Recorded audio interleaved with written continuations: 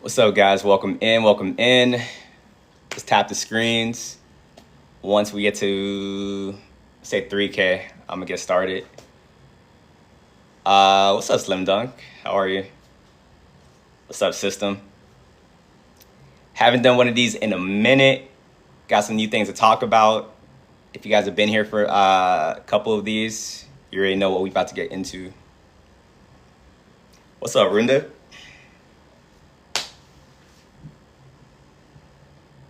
Can't complain. That's fire. What's up, Valentine?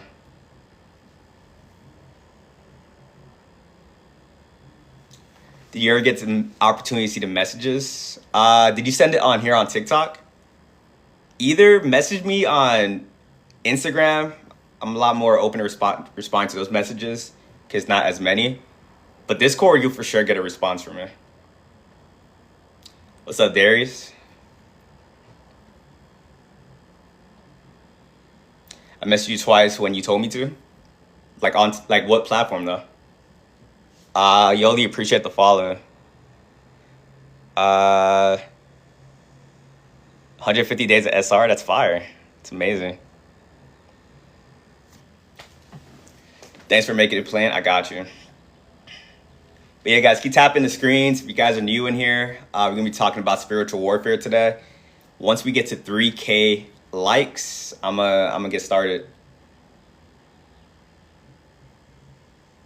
Please tell me about the highs and lows. In what way? Tiziana, appreciate the follow. Yeah, if you guys are in here, shoot me a follow. Haven't been going live recently, but this week I'm gonna be on it, to be honest. Rhymes.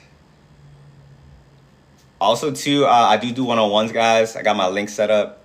So if you want a one-on-one, just tap into that link in the bio. Hey, thank you for the heart, me.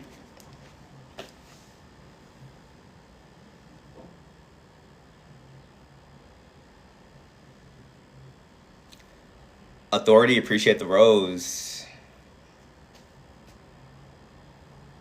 Okay, I thought I was missing your lives for a second.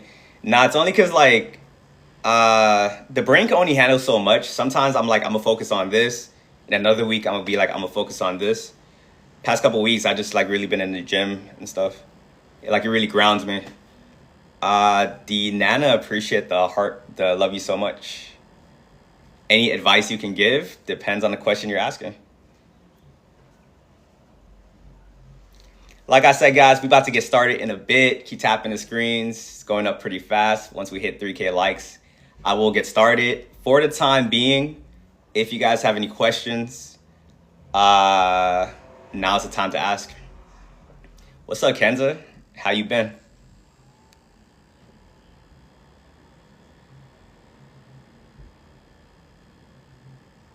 Yeah, it's a nonstop battle. A question I'm gonna get throughout the stream is when does it end or how does it stop it? It never stops. You just get stronger at being able to deal with it. Appreciate the heart, me. How you doing? It's been a long time. I've been doing pretty good. How about yourself?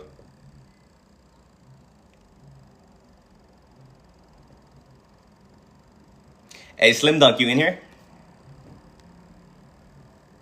Got a question for you. I appreciate it. Thank you. That's what's up, Kenza. Hey, yeah, I'm gonna mod you up again, Slim Dunk. If you help me out during the stream, I'd appreciate it.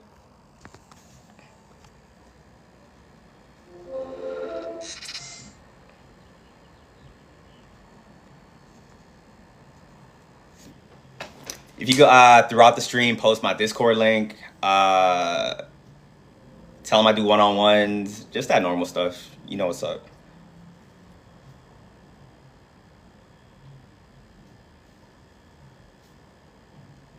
But yeah, guys, welcome to the stream.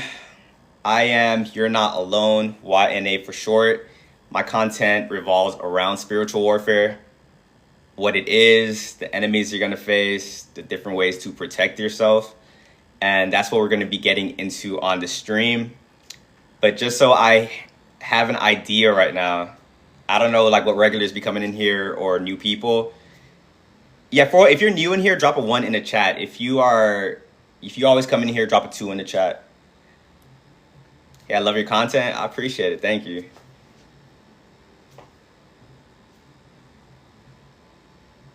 It'd be like split. All right, all right. Got a lot of new people in here today. Hopefully you guys get something out of here. Oh, what's up, Rory? Hopefully you guys get something out of the stream. Hopefully it boosts up your energy a little bit. But we're going to get straight into it. So spiritual warfare is real. When you are unaware, you don't have any idea about this stuff. Once you start to tap in, you start to realize that you are battling a lot of demonic entities out there. And the demonic entities that you battle, they come in many different forms. And we're going to be breaking down, not all of them, a pretty good majority of them. But the more you know, like the more you'll be able to discern like while you're out there dealing with these entities. But spiritual warfare, if I was to simplify it, it's just designed to make you want to crash out, honestly. We all have a purpose on this planet. And if you are in a lower vibrational state, if you're depressed, anxious, overthinking, then that's when you start procrastinating. That's when you start not believing in yourself. And that's when you want to give up altogether. And that's what spiritual warfare is trying to make you do, like crash out, give up. Because when you're on your highest path, when you're on your highest frequency, you can no longer be manipulated. They can't really siphon you like that. And for those of you guys that don't know, or at least I'm going to say my belief. I don't want to put my beliefs on you guys. My belief is that we live in a matrix and there's things in this matrix here to siphon your energy. So when there's people that understand what's going on and they don't let things siphon them, they look at you as like a threat and they have to send things your way to like lower your frequency. So people that come your way, like that's not by accident. You guys running into narcissists, you guys running into people that keeps questioning you, trying to lower your self-esteem. Like all of this is by design to keep you in a lower frequency, because the lower you vibe, the more this matrix witchcraft spell is going to be affecting you. But like I just said, it's designed to just harvest your energy. Energy is everything, and it goes where you put your attention. So you got to be very self-aware, like when you're traversing like this life, because as soon as you step outside your house, or not even that, like as soon as you wake up in the morning, you turn on your phone, you start doom scrolling, taking your energy, you start going out there, you start dealing with people trying to rage bait you, attacking you for no reason. All of that's designed to harvest your energy, and they harvest your energy when you are reacting to all these different things. Or because one thing I'm going to say a lot throughout this stream is they can't forcibly take your energy. It's like you give it away. But the biggest witchcraft spell of it all is like you're giving it away, but you're not even knowing that you're doing it. So awareness is always the first step. The more aware you are about these things, then you can start to prevent yourself from having them harvest your energy. Miss Indian, appreciate the follow. I appreciate all the gifts, guys. You guys are going crazy. But yeah, it's a constant battle to like lower your frequency. So in a way, you can say it's like high vibrational people versus low vibrational people in a nutshell. It's not as black and white as that, but that's a good way to kind of specify it. Then got that chart on here too.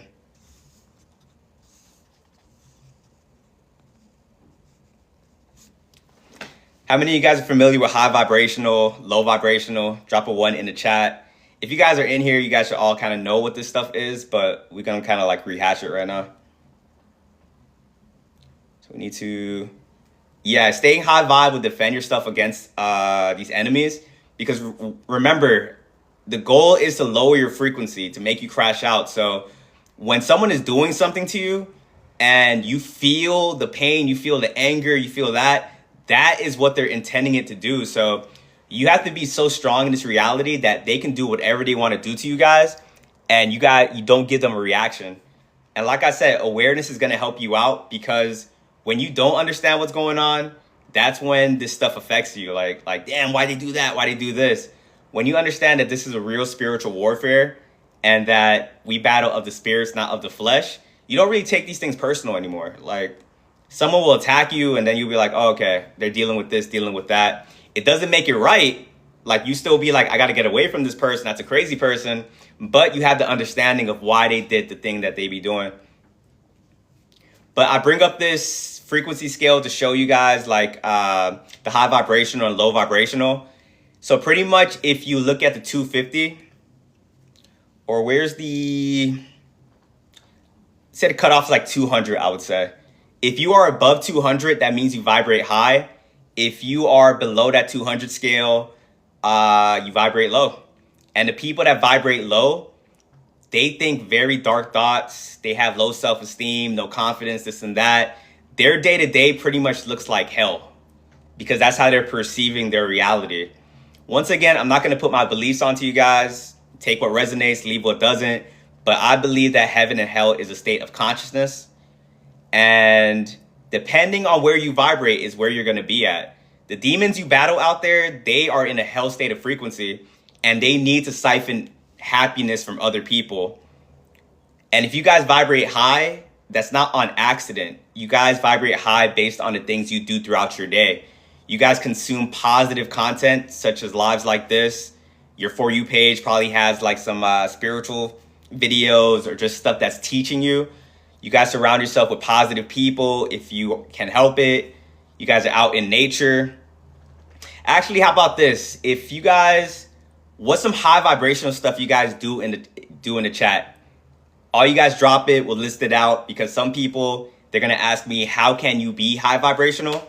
The things people drop in the chat right now, find stuff you like to do that on a daily basis, and that will keep you vibrating pretty high. If you vibrate low, that means you are maybe not consciously, but you kind of are making that choice every day to do stuff that's keeping you stuck at that state. Throughout this live, I'm trying to empower you guys and let you guys know that you guys are a lot more powerful than you realize. Rifa, appreciate the hat. Thanks. Thank you. Someone said exercise and laughter, perfect. Dancing, taking walks. Taking walks is underrated. A lot of people don't be talking about that. If you guys are ever in your head or feeling some type of way, just walking around the neighborhood can really clear your mind. What else we got, guys? What else we got? We trying to educate the chat. What's some high vibrational things you guys be doing? Gardening, walking the neighbor's dog. Talking to water, another underrated one. Talking to God out loud, podcast, swimming. You see all this stuff, guys? You do these things and this scale right here, the more you do it, the more you're going up on this ladder. You will hear people, though, say that you are what you attract. And in a sense, that is true. But law of polarity is like a real thing. So the higher up you go up on this scale, you will attract people that's on a similar frequency. But you will also attract demons that want to come around you to drain that energy for themselves. Because like I said, if they are below the 200, now they can't really generate that happiness for themselves. So now they get around you. And sometimes it's not a malicious thing. It's not like a black and white thing. They don't think to themselves like, I'm an energy vampire. I got to go like siphon you. When a low vibrational person gets around you and you vibrate high, naturally they'll try to like pull you down because they don't have anything to give you. So in every conversation you have with somebody, either you're giving energy, either you're taking energy, or you guys are sharing energy amongst each other.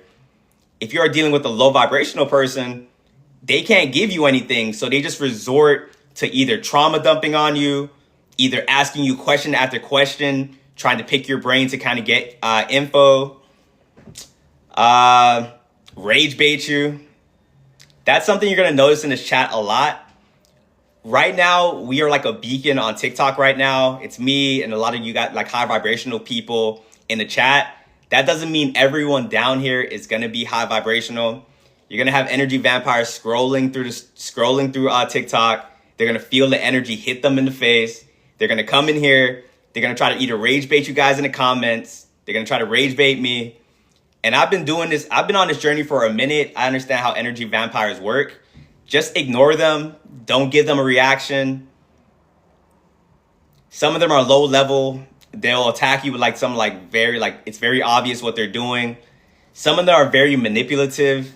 They will bait you into like answering one of their questions, and now they're siphoning your energy. So when you guys are dealing with like, and I'm not saying you guys can never take constructive criticism for the other person, but intention is everything. Some people, they generally want to have a debate with you, have like a conversation where you guys are still getting something out of it. Some people, their main goal is just to annoy you, to anger you, to derail the conversation by any means necessary. So you got to know when you're dealing with someone like that, and you got to disengage immediately. Robin, appreciate the follow. Thank you guys for the heart me's.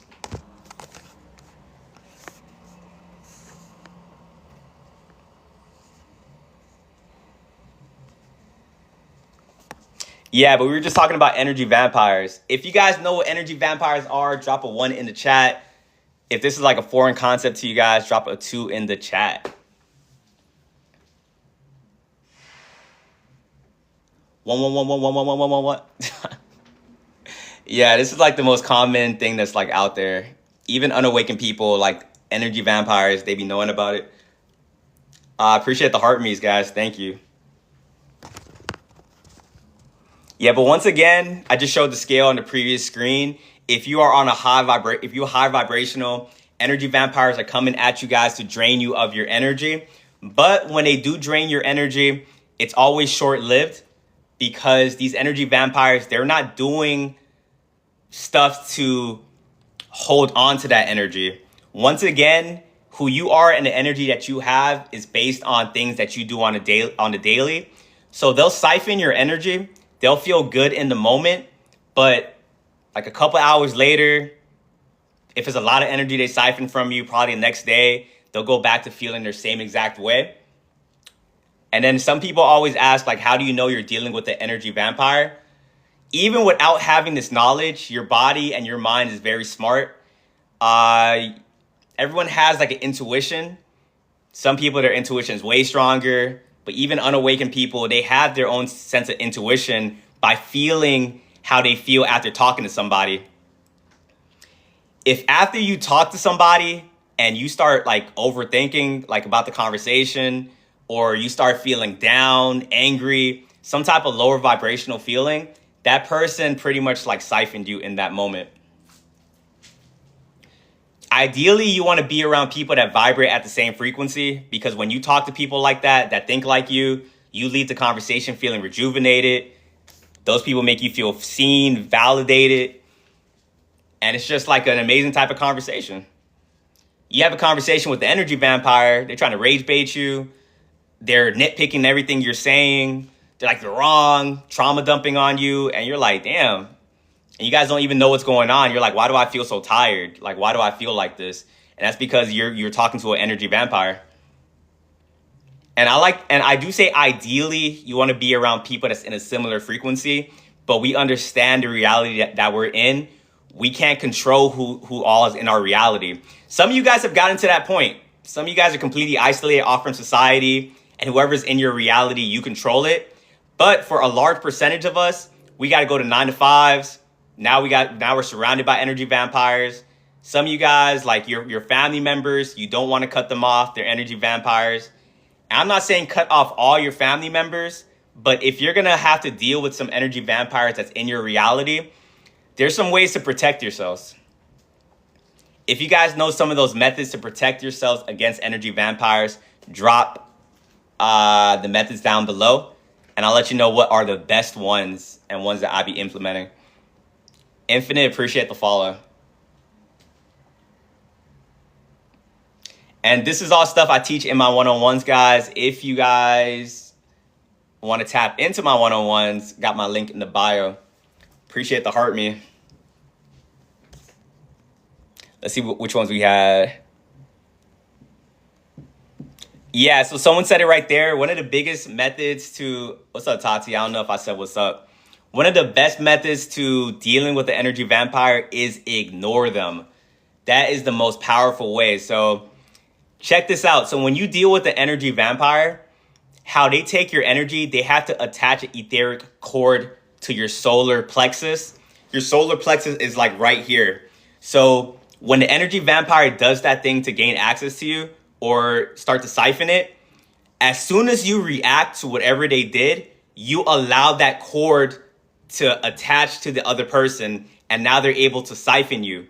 But if as soon as like they try to do something to you and you ignore them, you pretty much put a force field around you. And what that does is like that energetic attack they tried to do to you is going to bounce off of you and go back to the other person.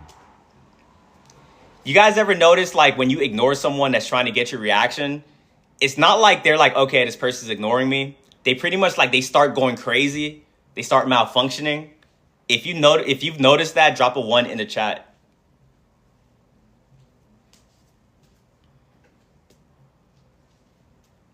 Yeah, I was gonna say it right there. So yeah, it's pretty much a return to sender of like what you do to these people, because they're trying to invoke a reaction out of you.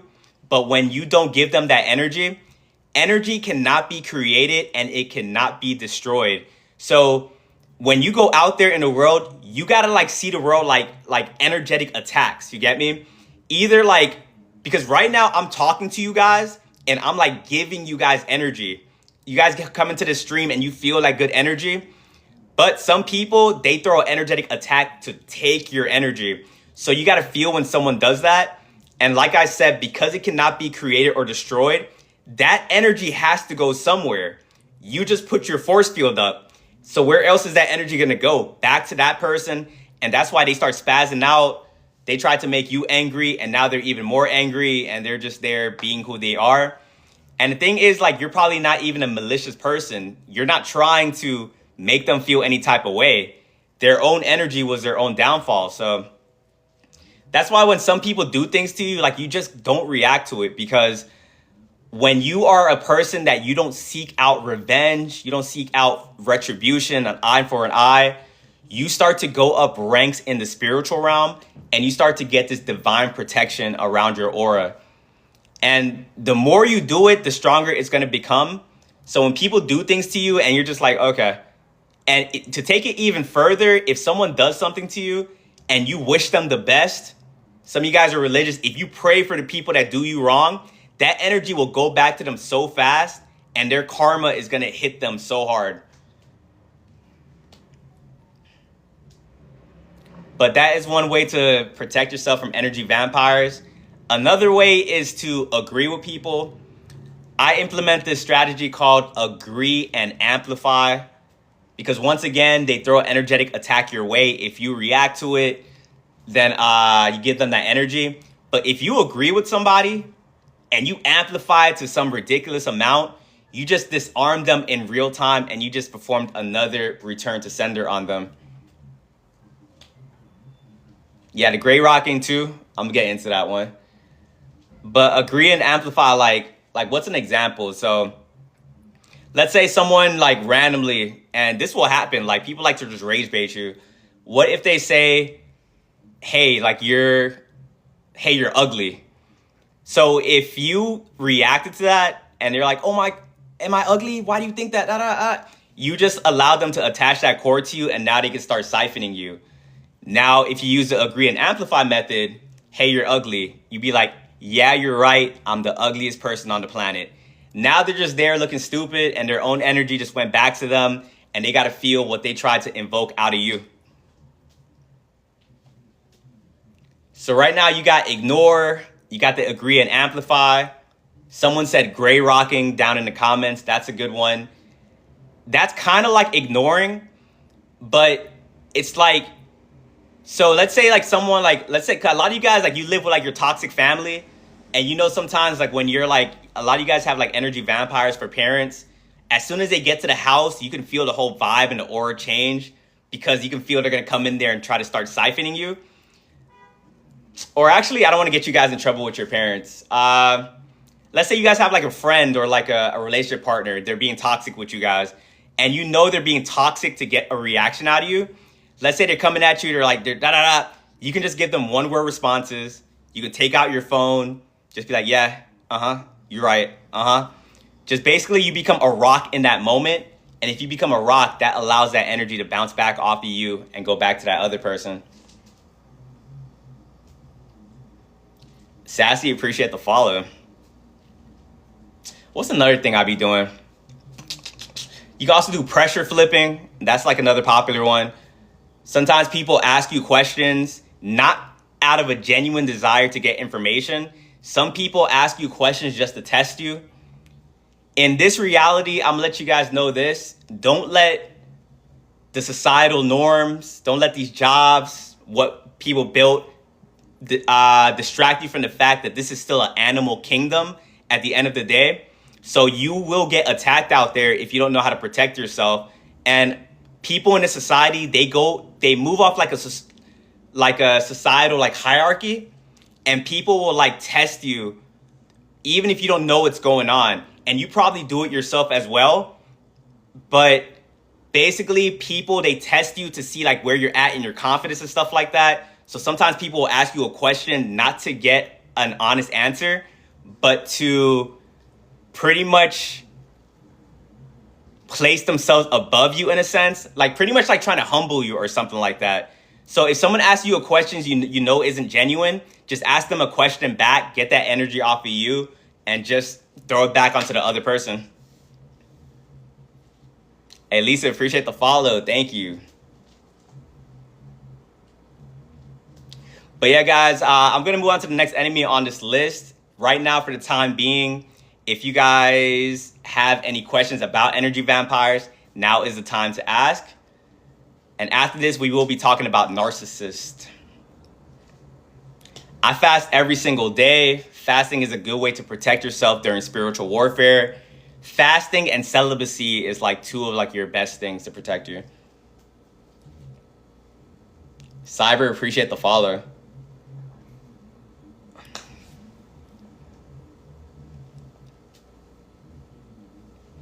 Fasting is powerful basically too, because you're going to have this knowledge, but sometimes, thank you. You're going to have this knowledge and sometimes you're not going to be able to react fast enough when energy vampires come your way. Fasting gives you enough clarity to see what's going on. Fasting be having your discernment at a 10 and pretty much puts you like 10 steps like ahead of your enemies and stuff. A lot of you guys already have discernment. A lot of you guys are already like always like ahead of your enemies, but fasting takes it to a whole nother level. And then celibacy takes it to a whole nother level.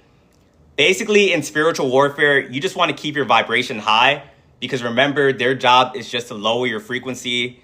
If you can stay calm, not react, gray rock these people, they can't take your energy.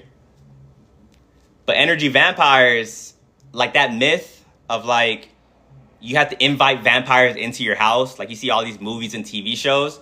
That's basically what it is in real life, because once again, they can't forcibly take your energy. Like when people attach that cord to you, their cord to your solar plexus, you agree to it in some way. You get me? People, they can say whatever they want to say about you. You don't have to listen to them. And if you guys get triggered by people, that just shows that there's something within yourself that you got to work on. So these days, like if anyone triggers me, I don't think like my 3D self of like just focusing on that one thing. I'm in the 5D now. I just think to myself, like, why did that trigger me? And you can go back into the lab and get better where that one thing can't trigger you. You guys are never going to get to a point where you guys are avoiding all the attacks. You guys are perfect, this and that. We are spiritual beings having a human experience. You will mess up out there. Someone will trigger you and you will act out of character sometimes. But like I said, like when those moments happened, those are the best times to learn. Like, damn, I didn't know I had to still work on that. I didn't know I had to still work on that. Shadow work is going to be very powerful. And when you know what you got to work on, it makes your shadow work way easier. Precious, appreciate the follow.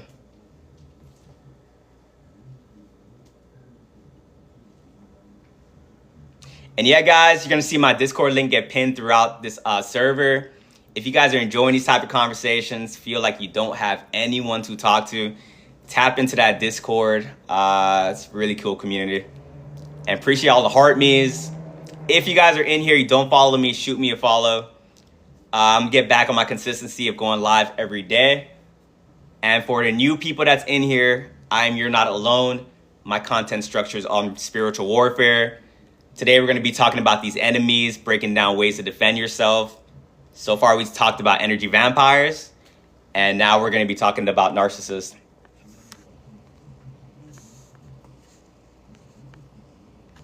So we got the narcissist, a fan favorite. Narcissists are getting exposed all over the world right now. It's a beautiful thing. It brings a tear to my eye. And all you guys are helping to allow this to happen. When you guys deal with a narcissist and then you start waking up and you start telling people about these things, the world is healing. You are bringing awareness to this type of topic. But the world is very narcissistic. It's going to get worse before it gets better. So you guys probably have went out there and you spoke about narcissists, and then people told you, oh, you're thinking too deep. That's not what they are. You guys are overusing the word. I don't think the word gets used enough, honestly. There are some situations where people do call people narcissists and they're not. But I feel like a lot of people do fly under the radar because it's not talked about enough. What's up, Nati? How are you? If you guys have ever dealt with a narcissist, or actually I'll do you guys one better, because this is where you really awaken to what's going on out here. If you guys have ever been in a relationship with a narcissist, drop a 1 down in the chat. A relationship with a narcissist will change you forever. It will reprogram your brain. You will feel as if you were in a fever dream that whole time, like you were dating like a child or something. But what drives you crazy is because you didn't have this knowledge. So you put them at the same level as you, or you put them at the same level as like a normal person. And because you tried to rationalize with an irrational person, that drove you insane. And here we are. But narcissists, and once again, I'm not going to put my beliefs on everybody, but do recognize you guys are in a spiritual live chat. So I'm going to talk in spiritual terms. I believe everything happens in the spiritual before it happens in the 3D. Narcissists, over time, society saw that these group of people were like becoming an issue. So psychologically, they had to put like a word on it, because before people are like, okay, what's going on? And the word they came up with was narcissist. But in the spiritual realm, you have these demons called the Jezebel. You have these demons called the Delilah spirit. And you also have the Leviathan. And when you are a narcissist, you're either possessed by one of those spirits.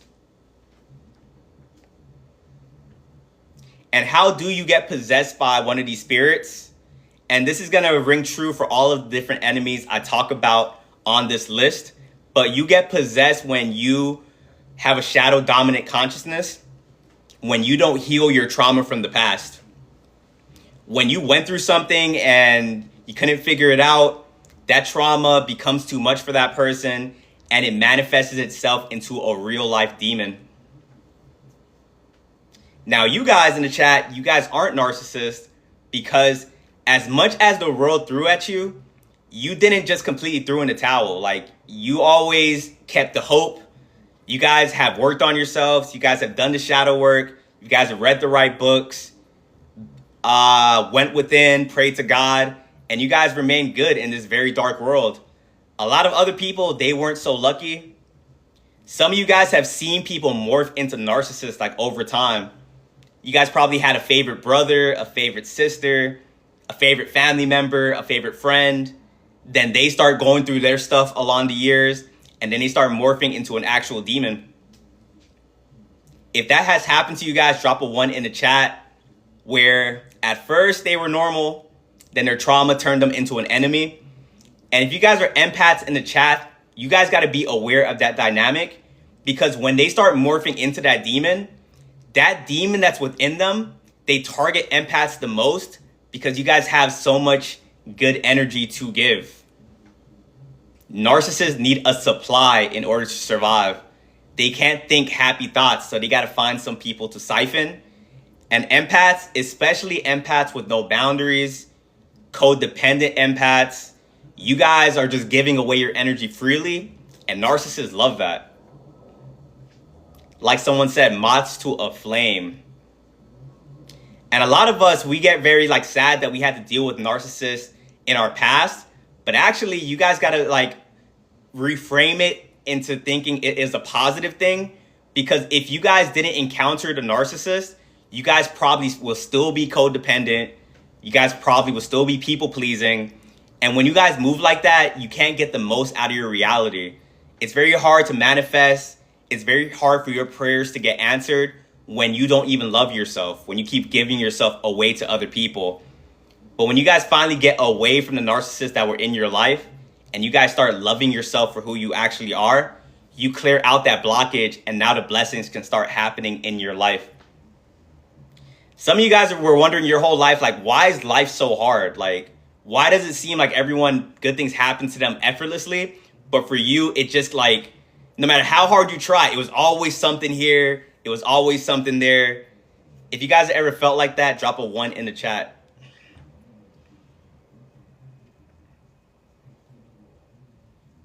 Happy I'm live. I appreciate you being here. So, like I said in the beginning of the stream, these demons don't want you to be happy. They don't want you to be on your highest path. So you're thinking life is hard, this and that. That's because they had blockages over your life.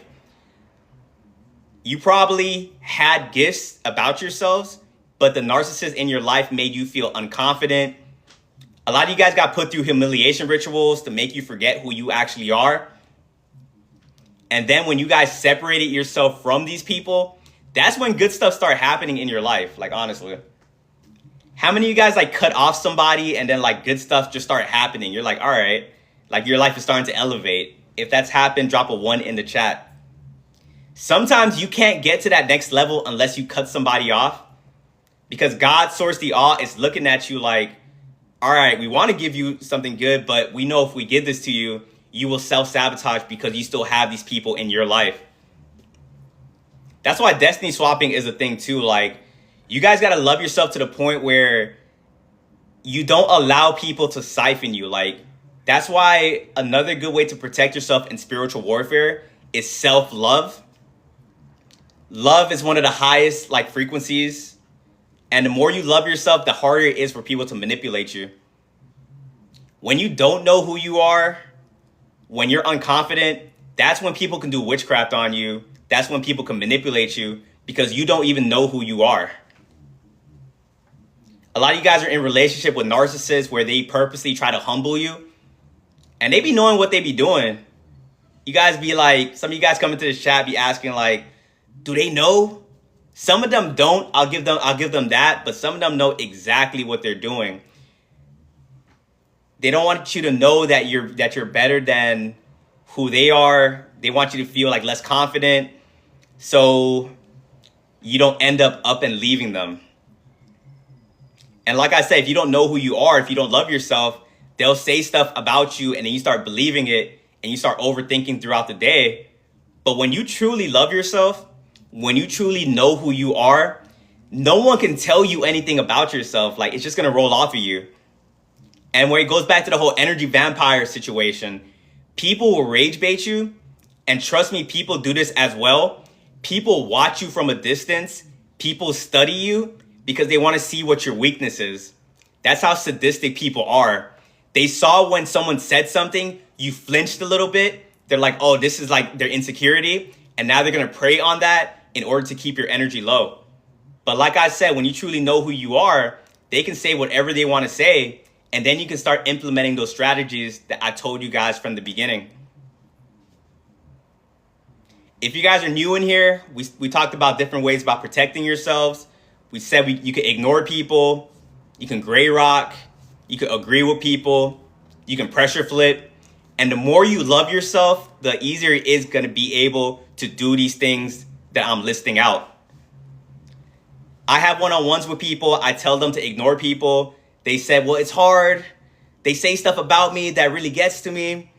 And I'm saying you can't implement these tactics if you don't love yourself. Like, it's hard to ignore someone when like you yourself, you're your own enemy to yourself. In this reality, it truly is you versus you. And once you are able to conquer yourself, conquer your fears and your limitations, now no one can tell you anything. And that's why humiliation rituals, you pass it by going through it, learning the lessons, elevating, And now after you pass your humiliation ritual, now you notice that you're a lot more calm, you're a lot more stoic, you don't allow people to get to you because you understand that these people don't even know what they're doing for the most part. And when I say that they don't know what they're doing, I mean they're under demonic possession. And they allow themselves to get possessed by these demons too sometimes because they get promised, just as like you guys stay on this righteous path and you guys get blessed with these gifts like discernment, divine protection. These demons, they give them their own like little demonic upgrades because these demons want to target you and they have demonic assignments to take you out. And they get like a demonic upgrade, but at a cost.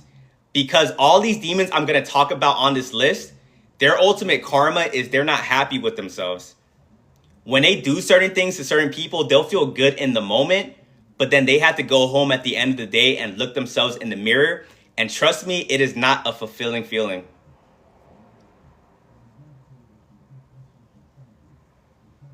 And another thing about these narcissists is they don't take any type of accountability.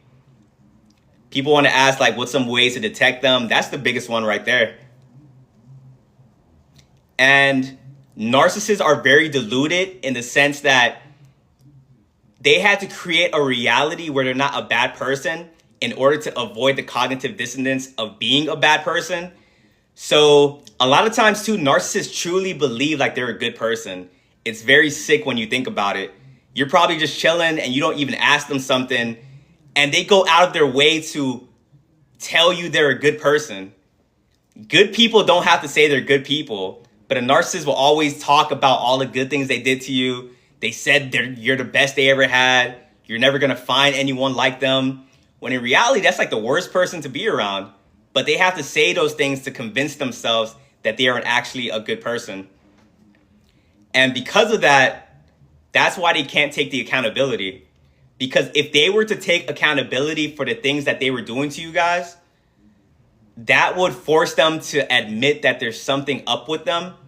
And that's why they can't handle being around mirrors. They can't handle being around high vibrational people. Because we talk about all the obvious gifts you will get on this path. We talk about discernment. We talk about divine protection. A gift that doesn't get talked about a lot is the higher you vibrate, the more of a mirror you become to other people. So without you even trying to expose people, you just being around them, they start exposing themselves because like you're holding back up a mirror to all the things they refuse to work on.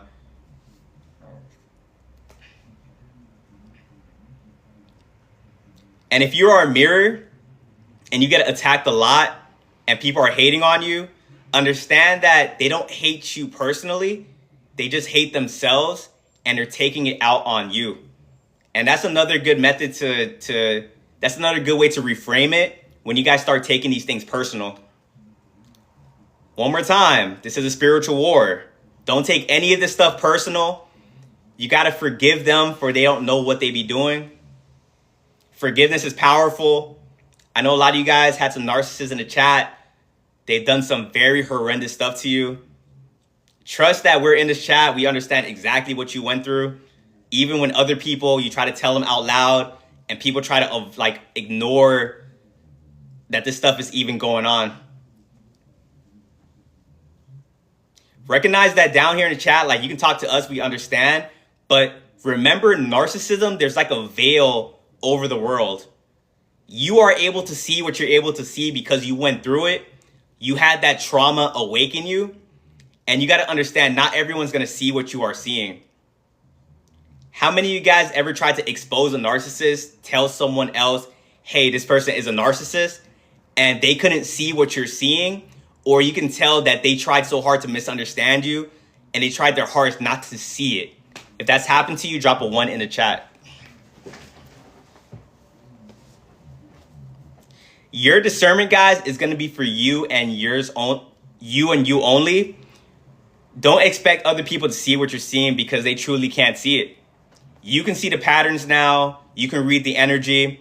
Now you talk to somebody after like a couple sentences. You might not be able to pinpoint exactly what they are, but you'll know something is off. And then like after a couple more conversations, you're like, oh, this person is a narcissist. But to other people, the craziest thing about narcissists is like they will be like the most charming people in the room. They're the ones that has everyone laughing. They're the ones that has everyone on their side. Because in this reality, a lot of people are wearing masks. And narcissists, they've kind of like perfected the mask in a way. And that's that Delilah spirit. I haven't really like went into a topic on deep with that one. But when it comes to Jezebels are just like your overt narcissist. Delilahs are your covert narcissists, where they know how to play the part very well. They study how people react to them. They study people's weaknesses. They just know exactly how to fake it where other people are believing them. But when you've been through what you've been through and you see what you see, it's like no matter what they do, they can try to talk the nicest, do like kind gestures, but you just see through it. You hear the energy behind their words, and like sometimes it gets pretty awkward as well too, because a Delilah spirit will know that you know, but still try to fake it around you. And you see them for exactly who they are. They know you see them, but they're still trying to like keep up the facade. So a lot of you guys encounter these people at work, still trying to play a character, and it's like you see them for exactly who they are.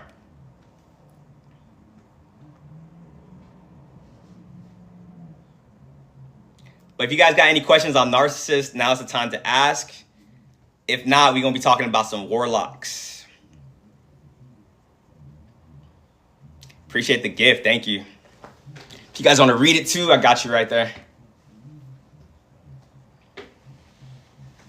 We know you're lying. Yeah, you're right. I'm lying. I'm the biggest liar in the world, guys. Can narcissists be warlocks? Warlocks are pretty much narcissists, just like a mutated version. All warlocks are narcissists, but not all narcissists are warlocks. So basically transitioning into warlocks is pretty much, we're still going to be talking about like narcissists. Warlocks are just very manipulative. Like they understand the game and they use that to their advantage. Should you call them out or just leave? We're gonna get some chat engagement on that one. Everyone in the chat, do you guys expose a narcissist, let them know what they are, or do you just walk away? And don't worry, guys, I'm going to stick around on narcissists for a minute. I'm going to answer your guys' questions. Okay. And it's how I know you guys have like went through it as well, because like you guys are all saying like the right answers for the most part. Walk away, run away, block that person, get out of their life. Because if you try to let a narcissist know what they are, once again, they can't take accountability. They don't want to face reality for what it is. You tell a narcissist they're a narcissist, they're going to start freaking out on you in real time. And some of them, they go really extreme with it, where they're like, all right, you called me the narcissist. Now they're going to tell other people you're the narcissist, try to manipulate other people, do some weird stuff, weird tactics. The best way to deal with a narcissist is just like no contact, ignore them, like run away ASAP. Appreciate the heart, man. And when it comes to narcissists, guys, it's new levels, new devils. Don't ever think that because you have this information that you'll be able to detect every single narcissist. Just as you guys are learning and getting better, narcissists are watching videos on how they can get better, on how to fool people, all these little manipulation videos. If you defend yourself against a narcissist against this tactic, now they're getting a little bit smarter. So understand that your discernment has to be on point. And when you are out there, you got to kind of come to your own conclusion sometimes, because your intuition will tell you. But a lot of times you guys want to gaslight your intuition, because once again, a lot of you guys that's in here, you guys are empaths. You guys like giving people the benefit of the doubt.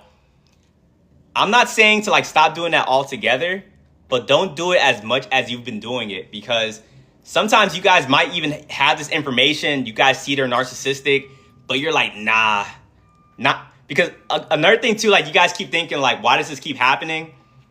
That this can't be the same situation that's happening to you. you guys are battling the same demons over and over. Like these demons be body hopping from people to people. So understand that if you guys don't learn the lesson and you guys are repeating the same mistakes, those demons will still pop up into your reality. That's why it's recommended that you guys heal when you guys get out of these relationships.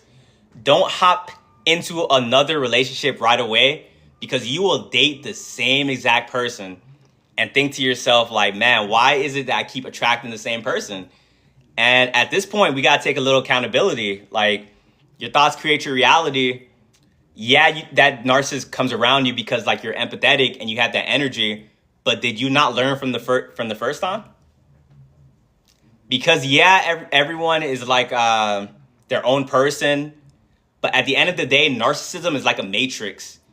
They do different things, but in the same way. Like they all do the same thing, but just like a different, pretty much they run the same script. So if someone keeps coming at you and they're running the same script and you keep falling for it, at that point, it's just like natural selection. It's like you're showing the universe or God you don't want to learn. So like that same lesson is going to keep repeating itself. And a lot of you guys got to do some deep reprogramming, because we attract, at least a large percentage of us, like we attract narcissists based on our family dynamic. If you guys had narcissistic parents, you guys grew up in a narcissistic household, drop a 1 in the chat. We grow up in a narcissistic home where we don't really have a good model of what love really looks like. So how your narcissistic person gave you that love, you think that's what you're supposed to go out there and find. And your parents just set you up for failure, to be honest. They did the best with the awareness that they had, but still they set you up for failure. And that's just the honest truth. You walked out that house, you're like, all right, time to date. What we got, and came across the worst people known to man. And that's because how they acted reminded you of your family dynamic. And then you probably had people that was healthy for you, that was emotionally stable, but you thought they were boring. You thought that you felt like turned off by like how they were treating you. Like, you're treating me nice, get away from me. I don't want that. But in reality, that's who you're supposed to be with, but your mind is not there yet. You still think you need that toxic love because it feels like how your family was treating you. But once you heal, once you actually truly love yourself, now you're not going to accept the bad behavior of a narcissist. When you heal from like the stuff you went through and did your shadow work, the spell is being lifted, and then you think back to when you were dealing with the narcissist and it disgusts you, honestly. Makes you want to throw up. You be thinking to yourself, like, were you unconscious that whole relationship? And it's only because like you had certain things you had to reprogram about your brain. That's why a lot of you guys in here, if you guys feel like you keep attracting narcissists, please go heal. You guys have a generational curse that is placed on you. Your parents dated the narcissist, your grandparents dated the narcissist, your great-grandparent dated the narcissist, and the cycle was going to repeat itself with you. But something made you take a step back and it's like, all right, no, let me figure this stuff out. Some of you guys are like the first person in your family to go to therapy. Some of you guys are the first person in your family to journal, to meditate, to try to figure this stuff out. And it's not going to be an easy process, because as soon as you guys made the decision to like want to be different from your family members, you automatically became the black sheep of your family. And as the people in this chat can let you know, being the black sheep, being a generational curse breaker, that is not a walk in the park. That's like one of the hardest things you got to do in this life. All my black sheeps in the chat, all my generational curse breakers, chosen, star seeds, all you guys drop ones in the chat. Let it be known that you guys are in here. Dana, appreciate the rose. Exactly. And that's why you guys are able to understand the stuff that I be talking about. You guys are able to understand other people talking in the chat, because frequency is information. A lot of you guys ask me, how do you know this? How do you know that? Are you spying on me? Are you doing this? Are you a monitoring spirit? Are you a world? Nah, I went through the same thing you guys went through. Like, I had the same childhood as you guys had. I dated the same narcissist you guys dated. And once again, these Jezebel spirit, they're the same spirit. We all battled the same spirit, and we chose to be better. And because of that, that's why you get targeted by your family members, because they don't want you to break that generational curse. They don't want you to figure it out. So you think you're doing a good thing. You think you're going to get your family support because you're trying to be better. Nah, as soon as you made that decision to want to be different, you now became public enemy number one in your family system. And now your siblings, your parents, and even society as a whole, because we live in a narcissistic society, you just see like everyone's kind of going against you. So not only do you have to heal your demons and figure your stuff out that was passed down onto you, now you got to battle all these demons that's within people because they don't want you to get to your highest path. How many of you guys felt like you were hated your whole life? Like no matter how positive you tried to be, people just hated you for no reason. Drop a 1 in the chat if you guys have felt that. We are in the upside down, guys. You guys, your whole life, you thought like the more positive you be, the more people will like you. But the more positive you were, the more you smiled, the more kind that you were, these people hated your guts. They're like, who does this person think that they are? You literally have people come up to you and say, do you think you're better than me? And that has never crossed your mind. You've never said that out loud. But for some reason, people always want to tell you, you think you're better than me. They're looking at you as like arrogant, this and that. And sometimes these people even said this to you when you were fighting for your life. You guys knew something was different about you when you were in like your lowest point in your life and people were still competing with you. And you're like, why are you competing with me right now? I have nothing. And that showed you that you're spiritually rich. In the spiritual realm, you have a high rank, and these people feel that, honestly. What does Jesus Christ say, guys? If the world hated you, remember it hated me first. That expression is said to let you guys know you're not alone. The higher up you go on that vibrational frequency, the more people are going to hate you for like no reason.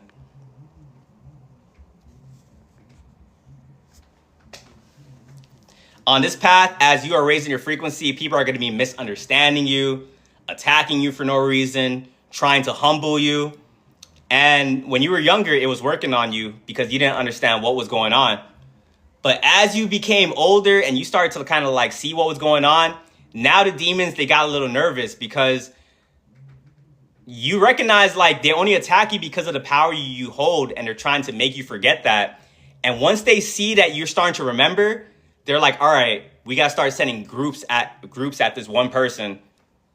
All these people for one person, people team up. They spread the rumors. They try to slander your name.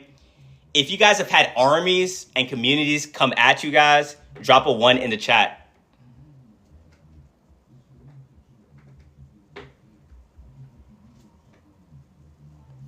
One's in the chat. I'm telling you guys, we all connected in here. And once again, you didn't understand what was going on. You're like, why are all these people teaming up against me? This is crazy. And the fact that you guys are commenting this right now showed that they failed, like honestly. And it gets to a certain point where it's embarrassing. Because how you guys had all those people and like, not only did it not work, but you guys just elevated me in this reality. Because one thing about God, source to y'all, they're going to use your enemies as a footstool. So they think they're doing something to you. They might slow you down for a little bit. They might distract you, this and that. But once you alchemize that energy, it's like, phew, phew. After every narcissist you guys have dealt with, you guys got to glow up. You guys got more money in your account. You guys got more opportunities. You guys got more wiser. And then it got to the point where they're like, they should have just left you alone, honestly. But because they wanted to attack you, and also, too, you guys be minding your business. You guys don't even warrant these attacks. Like, I could understand if you guys were out there like, all right, let's do battle, this and that. But now you guys truly do be minding your business, and these people be finding you. We talk about enemies like this is like a two-way street. Nah, like the enemies you have in your life just decide to make you an enemy. And you found yourself in battles that you never asked to be a part of. People were competing with you, and you didn't even know they were competing with you. Trying to humble you, do all these different things. And because you guys ignored these people, because you guys didn't react, you guys just alchemized the energy, you end up winning in the end. Because all these groups that tried to attack you guys, where are they now? Everyone in the chat, that's the actual question. These groups that attacked you, what are they currently doing? Is the group still together? Are they still thriving? Are they still happy? The Mask, appreciate the lightning bolt. Remember, guys, you guys are divinely protected. These groups, they need to sacrifice you in order to use your energy. When the sacrificial ritual doesn't work, that energy bounces off of you and goes back to the group. And then, because picture this too, a lot of times when these groups comes against you to attack you, they don't even like each other. It's not like they're friends and decide to go against you. Sometimes that happens, but for a large period of time, these people don't even like each other, and they decide to form an unlikely alliance because of their shared hatred with you on you. But when you don't allow it to affect you and you walk away, now that, remember what I said in the beginning of this stream, energy can't be created nor destroyed. You guys can no longer place your hate on me, so where's that hate gonna go? Now you guys are attacking each other in the group. Now they're looking at the group leader like, why'd you even do that? And now the karma is hitting them. Now they don't want to talk to each other. And it happens every single time. So when you guys have a group attack you, just sit back and just enjoy the show about what you're about to experience. Because when you're divinely protected too, you're always going to find out when they get their karma. Maybe in a very overt way. A lot of times it's very subtle. You just got to pay attention. The group that attacked you, one of the members, you might run into them. You're like, how are you? They say something very fast, like, oh, I'm not doing good. Da, da, da. Like, oh, they just got their karma. Does it take long? It depends on where your rank is in the spiritual realm. The higher up you vibrate, the faster someone will get their karma. I've seen like someone do something on me, and an hour later, their whole karma comes crashing down. Also, remember, too, when you're divinely protected, you guys are held to a higher standard. You guys are who you are, and you guys have the things that you have because you walk the path less traveled. You guys decide to stay righteous. Just like someone will get their karma very fast on you, just as someone will get their karma for attacking you very fast, it's the same inverse. If you guys ever veer off the path and you guys do bad, you will get your karma extremely fast, because you know better. These demons that attack you, they don't know better because the vessels are being used. They still get their karma. But trust me, when you decide to take matters into your own hand, everyone in the chat, do not get revenge on somebody. And trust me, they deserve it. These people have done some crazy things to you. Some of these people need to be locked up.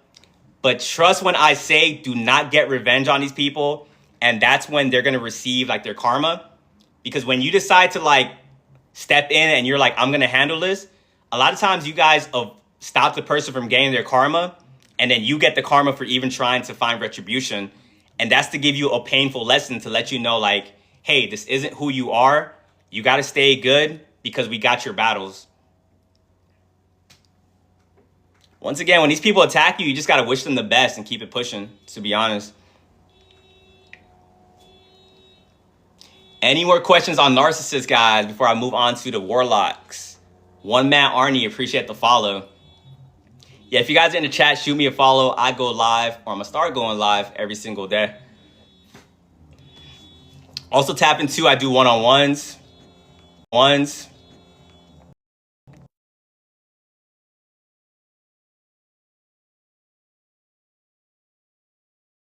Yeah, also too, guys, I do one-on-ones. Tap into that. My link is in my bio. Appreciate the heart, man.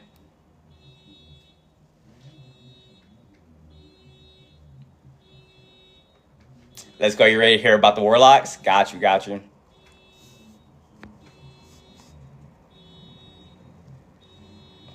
All right, guys, we move on to the warlocks, which is pretty much another section of these narcissists. If you guys know what a warlock is, drop a 1 in the chat. You guys know the routine. If you're like, man, what is this crazy man talking about? What is this Harry Potter BS, drop a 2 in the chat. I love your videos. I appreciate it. And another thing too, guys, I do love every single one of you guys. Thank you, thank you. I don't ever want to come across as underappreciative. You guys give me a platform to talk about things where people call me crazy in real life. So thank you guys. And like I said, I'm doing my best to give you guys this information. So as I said earlier, all warlocks are narcissistic, but not all narcissists are warlocks. Remember I said new levels, new devils? Warlocks are pretty much narcissists that are extremely manipulative, where they know exactly what they're doing, and they're pretty much the Machiavellians in society. There's this thing called the dark triad triangle. And on that dark triad triangle, you can have an individual that's either a psychopath, either a narcissist, or is either a Machiavellian. And these warlocks are the Machiavellians. They are narcissists that they specialize in strategic manipulation. They do things where they can maintain plausible deniability. Long game strategists, exactly. And that plausible deniability, that will drive you insane when it comes to these people. Because some individuals like warlocks, they will do something to you, but they do it in a way where you can't really call them out on it because they have an alibi to the thing that they did. And sometimes if you guys aren't confident in yourselves, you guys end up thinking like, am I crazy? Is that person really like this? Am I overthinking? Once again, guys, the higher up you go on the scale, the harder it is to really detect these enemies, because a high level warlock, they know exactly what they're doing. They've been doing it for a minute. But one thing they'll never be able to get past is your intuition, is your discernment. So I'm going to say this, guys. When you guys feel like something is off about a person, trust it. Trust it. 9 times out of 10, you guys are correct. But the warlocks, they maneuver in a way that makes you want to gaslight your intuition. If you guys feel it, I'm telling you. And for all the girls in here too, you guys are like a lot more naturally intuitive. You guys are a lot more tapped in on that side. And warlocks, they sense that about you. And that's why they try to gaslight you guys like crazy. I'm going to just be honest up front about that one. You guys be feeling something.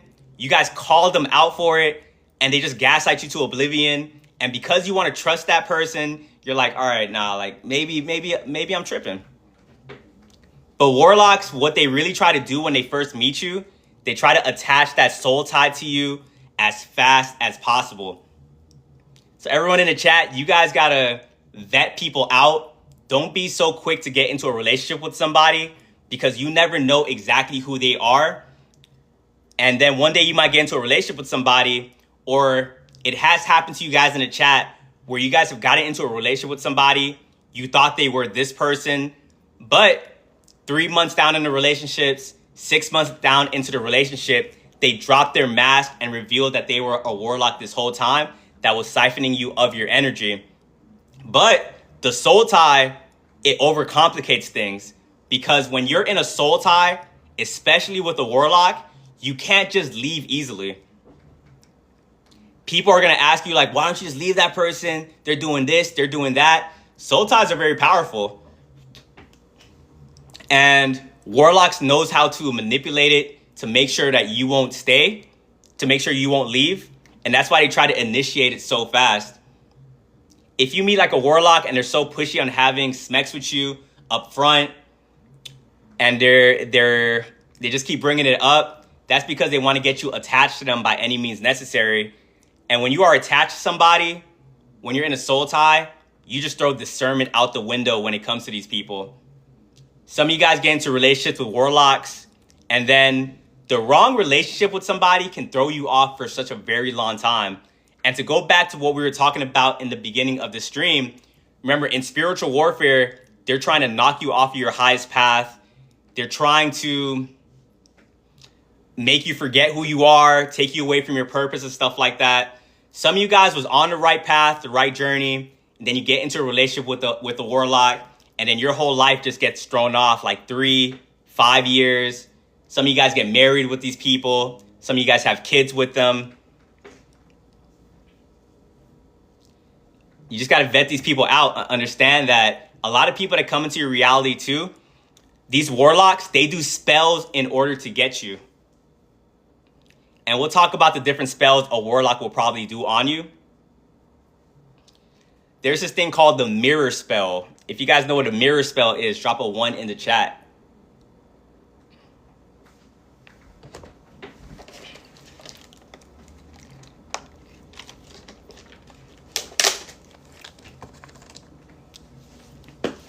So a mirror spell, this is how warlocks come into your reality and get you to drop your guard. A lot of warlocks already know that you've been through a lot and your discernment is a little bit stronger than an average person. So a warlock will study you from afar before they come into your reality. They will study your likes, your dislikes, your passions, your hobbies, your mannerisms. They watch you for a minute before they infiltrate your life. And then when they finally come into your life, they start acting like you. And they do that in order for you to drop your guard. They mirror who you are as a person. They start talking to you about something they don't like, but they know that you like it. They are pretty much saying like they do the same things as you when it comes to hobbies. When in reality, they don't do any of those things. But psychologically, when you get around somebody and you feel like they're like you and you're able to think like that, you drop your guard. And when you drop your guard, your discernment isn't as sharp. So when they mirror you, you think like, oh, I finally found someone that's like me. I finally found someone that thinks like me. And a lot of you guys too, like you guys are craving love. You guys are craving to be with somebody because you've been by yourself for such a long time. You guys got to completely be fine with being by yourselves. And when you guys are completely fine with that and you truly love yourself, that's when you will attract the right person into your reality. But if you even have like a hint of like thinking, I've been alone for too long, I want that person, warlocks prey on that. Because once again, you have the knowledge, you could kind of see things, but because you are letting that loneliness get to you, you're overlooking certain red flags, you're letting this slide, and you allow them to mirror you. You guys get into a relationship, and now when that soul tie is initiated, now they can get lazy. Now they can drop that mask and show you exactly who they are, and you're not going to be so quick to leave them because now you are already invested in that person. They mirrored you. You're like, all right, Donna, appreciate the gift. They mirrored you. You're like, all right, I found someone that's like me. Get together. Now they don't like doing the same things they said they like doing. Now you see they're super angry, reactive, and all these different things. And now they're siphoning you because that's what the whole point of the spiritual warfare is. These warlocks needs your energy, but they also do another spell on you. They make you feel like you're dependent on them, when in reality, they're the ones that need your energy. They say you're never going to find anyone like them. They say they do things to humble you. They highlight all your flaws, your insecurities. So while you're with that person, you end up becoming a shell of your former self. How many of you guys dated a warlock and then by the end of it, you didn't even look like who you used to be like? Drop a 1 in the chat. Now you don't got that light in your eyes anymore. Now you're not as smiling anymore. Your skin looks pale. That warlock just siphoned you for like pretty much all that you had. And making it seem like you need that person when in reality, you're just a battery pack to that warlock. Appreciate the heart, me. But you wasn't with that warlock forever. Something happened where you were able to finally escape.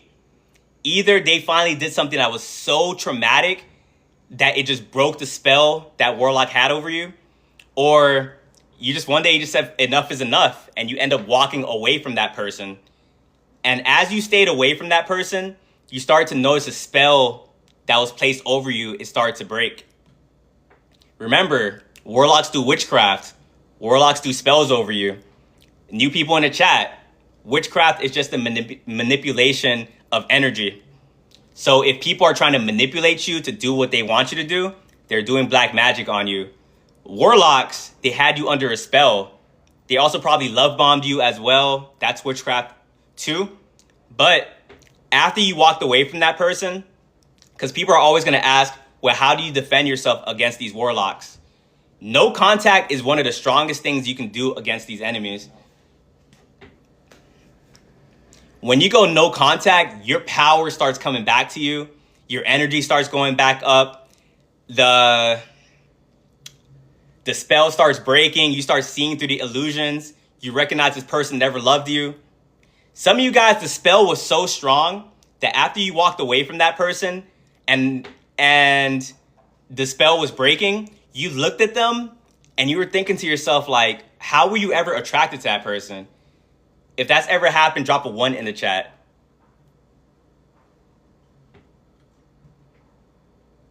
You're like, how was I ever attracted to that person? Like, I don't even go for that type, this and that. But like I said, you were under a spell, and no contact is helping you kind of escape that. But warlocks never let go of you easily, because once again, they were thriving off of your energy. They need your energy in order to survive. So you thought it was going to be a clean break. You walked away from the warlock, and now this person is trying to get back into your life by any means necessary. They're trying to do whatever they can to reattach that energetic cord.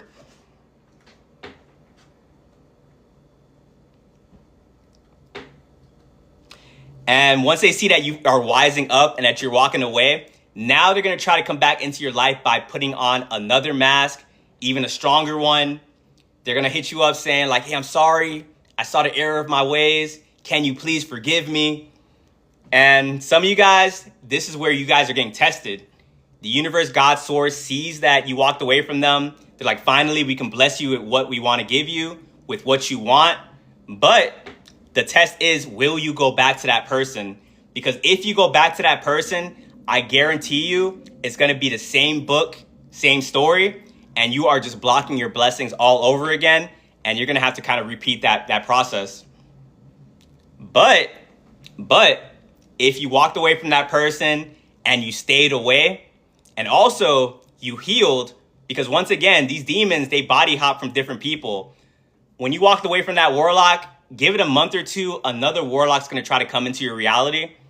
But if you're able to avoid your ex, avoid the next warlock that tries to come into your reality, you now have stepped into your higher timeline, quantum jumped, and you will notice your blessings are starting to come back, are going to start coming your way. A lot of these warlocks are gatekeepers, guys. They keep you stuck in a lower timeline, in a timeline where things are going wrong for you, things aren't happening, things at your job is going wrong, family members going against you. You get away from them, you transcend to your higher timeline, and now things are happening for you again. Now your glow is returning back to you. Now you look happier. Now your manifestation prayers are coming back into fruition. And that warlock is suffering. Because remember, that warlock was thriving off of your energy. And now that you took it away, a lot of these warlocks, narcissists, they don't get their karma because you guys choose to stay around them. How are they going to get their karma when like you're showing universe God, like we're still a unit and your energy is like shielding that person? As soon as you walk away from that warlock, that karma comes in heavy. Even sometimes too, warlocks convince themselves that they don't need you, even though they're siphoning you. But as soon as you walk away, they realize what they actually had, because now life is hitting that warlock like crazy and they can't take it and they need to get back your supply by any means necessary. And I don't mean to scare you guys, but if you guys dealt with a warlock and you truly did walk away and you never hit them back up, you guys now have a stalker for probably the rest of your life. This person's going to be constantly watching you. They're going to keep trying to find a way to try to reattach that energetic cord. And they could attach it in many different ways. The first step they're going to do is like try to put on another mask to get you back into their lives. When that doesn't work, they will try some very weird things to get back into your life. Now they're probably going to start spreading some rumors about you. How many of you guys went through the smear campaign after leaving the warlock? Drop a 1 in the chat if that's happened to you. Heard some crazy stories like that. And sometimes you're like, these stories are creative. Like you got to give it to them at that point. but it's still annoying that now you're trying to step into a new chapter, but they're trying to attach themselves to your story by any means necessary. You walked away from the warlock and now they're spreading these crazy lies about you. They're telling other people you're the narcissist, you're the warlock. They're telling people you did this, you did that, trying to convince whoever is gonna like actually hear them out. But smear campaigns is actually a good thing to go through. People go through smear campaigns and they think to themselves like, why are they all talking about me? Why are they teaming up? This is horrible. But the longer that you are on this journey, you get kind of proficient at handling these things. So everyone in the chat, answer the question right now. When someone is doing a smear campaign on you, what's your best way with dealing with it? And we're going to see who's really on this journey and who's not. I love your messages. I appreciate it. Thank you. Yeah, I see you guys have done the work. You guys get this information by going through it. Probably the first time you went through it, you did something you weren't supposed to and you learned not to ever do that again. But the first smear campaign you ever went through in life, it's the natural human thing to want to defend yourself, to tell people, hey, that wasn't me, they're lying, this is what the person is. And you saw that the more you defended yourself, the more that was siphoning you. And that's what that warlock wants. Once again, they want to reattach that energetic cord by any means necessary. And when they see they can't get you with love, they'll try to get you with hate. If you respond to that warlock, that kind of breaks the no contact and you reattach that energetic cord. Yeah, at this point, they're not siphoning you in the old way that they were used to. But now that you're stressed out about that smear campaign, now that you're trying to defend yourself, now you're giving that warlock energy because they see that they still have you under their finger.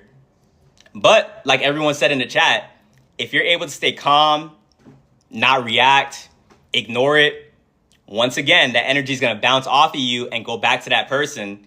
They tried to invoke a reaction out of you. They tried to do something to put you down again, but you ignored it. And now they feel even worse about what they did. And that's all you can do. This warlock's probably going to be stalking you for the rest of your life. Probably trying to talk to your family members, convince them that you were wrong for walking away. Some of you guys get emails from these people. Some of you guys, it does get as dangerous as them like showing up at your job. If it ever reaches like the physical or 3D, throw the spiritual stuff away, call the cops on that person, get a restraining order, do whatever you need to do. But once again, don't ever feed into it. Don't ever, and trust me, you're gonna think this. A lot of people don't talk about this, but you did have love for that warlock, and that's completely fine to admit. But that was because you were under a spell mixed with limerence, and you fell in love with the illusion. You fell in love with who you thought you wanted them to be. So you are going to feel like you're going to feel that sting when you're away from that person. It's not as easy as going no contact, wipe your hands, and they're away from you. You're going to have nights where you're thinking about that person and thinking to yourself, like, why am I still thinking about this individual? They are a demonic person. This is a warlock. Why am I still like drawn to this person? For one, like I said, you can't just get rid of that person that easily. Like that person, that you still have memories with that person, but the no contact, the longer you are on it, the easier it's going to become. And then two, warlocks do spells on you even when you walk away from them to get you to keep thinking about them, to kind of draw you back into reality. And the sooner like that you have broke that soul tie, the more it's going to affect you. But the longer you stay on no contact, the less and less they can do that. But if you guys ever find yourselves thinking about this warlock randomly too, like, and the thoughts are like very intense and you're truly missing them, you're thinking about the memories, at that point, they're probably trying to do witchcraft on you to get them back into your energy. If you look up people, like they look up things like how to manifest your ex back. These warlocks, they go watch those videos. They're like, all right, if I can't get them back by normal means, I got to go try to manifest this person back. Once again, witchcraft is the manipulation of energy. Is all witchcraft bad? No. But my job is to expose the evil that goes on in the world. So anytime I talk about witchcraft, I'm talking about the negatives of witchcraft, the black magic. So the warlock trying to manifest you back, when they're trying to do that, that's when you start thinking about them. And when you guys vibrate low, that's when it's able to affect you more. The higher you vibrate, the less and less witchcraft has an effect over you. But if you vibrate low, let's say you left that warlock and you wasn't doing things to take care of yourself. You went off, you stayed in your room, you were crying, you were eating unhealthy food, you were calling off from work, you weren't out in nature. Now you kept yourself vibrating low. And now when that warlock tries to manifest you back, now when you're dealing with those depressive thoughts and you think about that warlock, now you have no self-control. Hey, appreciate the hat. Now you have no self-control. Now you're like, you want to get rid of these negative thoughts by any means necessary. So you're going to go back to that warlock. And that's how they get you guys back, by preying on the fact that you're probably not doing anything to raise your frequency. But let's say after you left the warlock, you went to go work on yourself. You went to go read more books on the situation. You stepped into lives like this. You start meditating more, being out in nature, exercising, upping your spirituality. Now your vibration is going up. Now when that warlock tries to manifest you back, you can see through the witchcraft. Yeah, those thoughts are gonna come. You sense it. You miss them for a little bit, but then you're like, nah, I can't go back to that person. That person's a warlock, they're demonic, and you have the strength to stay away. Once again, everyone asks me how to protect yourself from witchcraft. Humans like to complicate things. Yeah, you can do protection spells. You can look up all these different methods on the internet. But ultimately, if you keep your vibration high, you keep your thoughts pure, you understand that you aren't your thoughts, that will protect you against witchcraft. You will get to a point in your journey when people try to manipulate you. Now you can see it from like a mile away because you've just been dealing with it like your whole life. If you guys can now see through manipulation, I need you guys to drop a 1 in the chat. Give other people motivation that they don't have to be stuck in this cycle forever. I understand that not everyone in this chat, not everyone has escaped their warlock. Not everyone has escaped their narcissist. I am giving you guys positive energy. Understand that you guys can do it. You just got to believe in yourself. And eventually you will get to the path that these other people are in the chat. And I haven't been reading the comments that much, guys. But if you see people that are still with their warlock, still with their narcissist, shower them with some positive energy. Let them know you escaped and that it is possible. Because when you're with that warlock, and even the first month or two after leaving that warlock, you're going to feel like you can't do it anymore, honestly. Because you don't have your power at that point. The warlock is in possession of your power. But I need everyone in the chat, I need you guys to tap, I take my power back. And I need you guys to actually fully believe that. Because when you actually believe that you have your power back and you take it, that's when you won't allow these people that's draining you to have any effect over you. And if one of my mods could pin one of those messages, I'd really appreciate it. We need everyone to understand that you guys are a lot more powerful than you realize. These enemies that you deal with, they manipulate you to make you think that you're not powerful. And that's the only reason that they get you. Energy is so powerful, they gotta just stick around you, play a character the whole time in order to get you.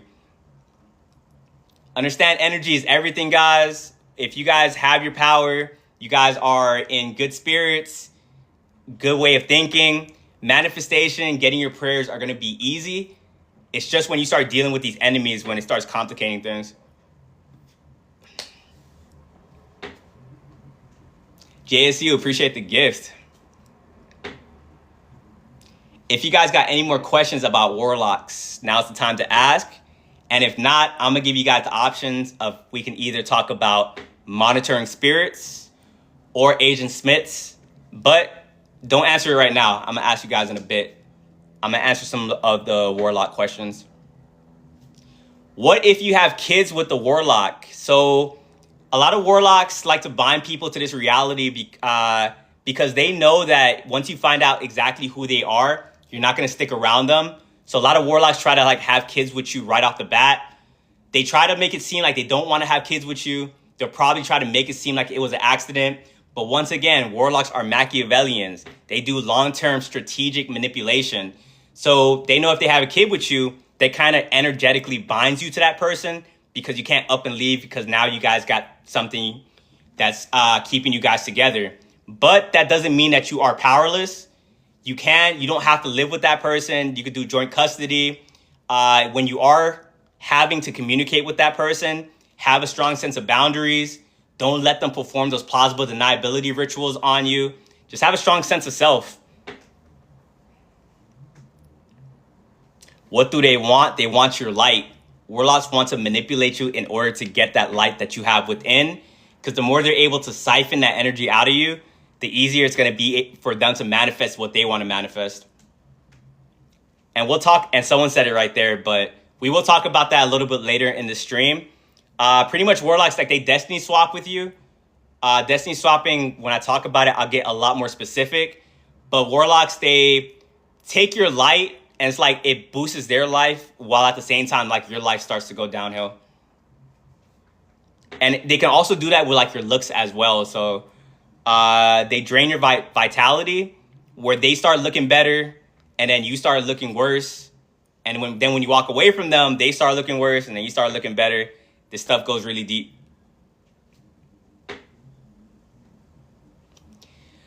Yeah, so Alberto, definitely an energy vampire. We talked about that in the beginning. In spiritual warfare, all these different enemies, energy vampires are the base of what these enemies are. They're all siphoning your energy. Now, they do it in different ways, and that's why you get different things like monitoring spirits, the destiny swappers, and narcissists. Jessica, appreciate the follow.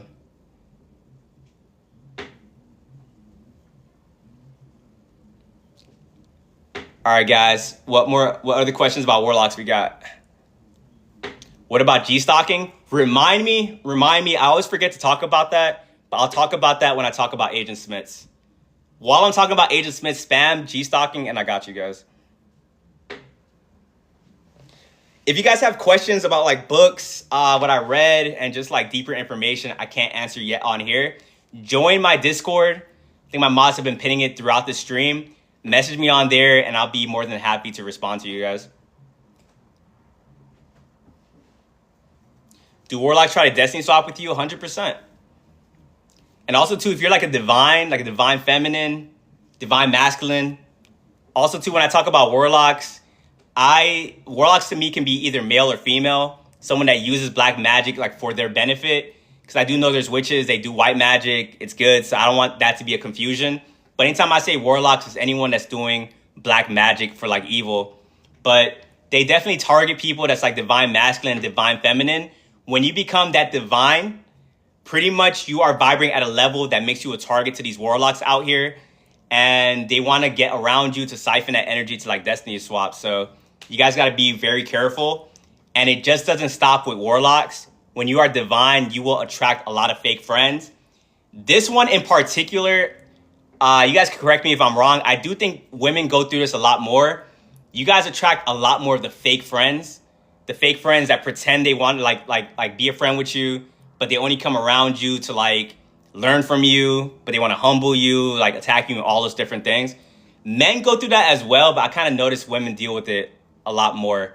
So if you're like a divine feminine, really watch out. Like, you guys have, like, a target on your backs. Sarah, appreciate the follow. And then when people, they siphon your energy and they try to destiny swap, that's just sacrificing you in real time. They sacrifice your vessel and take your energy and use it for themselves, and they leave you with nothing left. Sometimes you guys leave the warlock, but in other instances, the warlock ends up leaving you because you have nothing left to give them.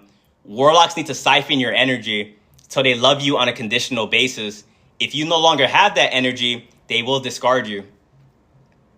If you guys have ever dated a warlock or a narcissist and they discarded you just randomly when you had no energy left to give, drop a 1 in the chat.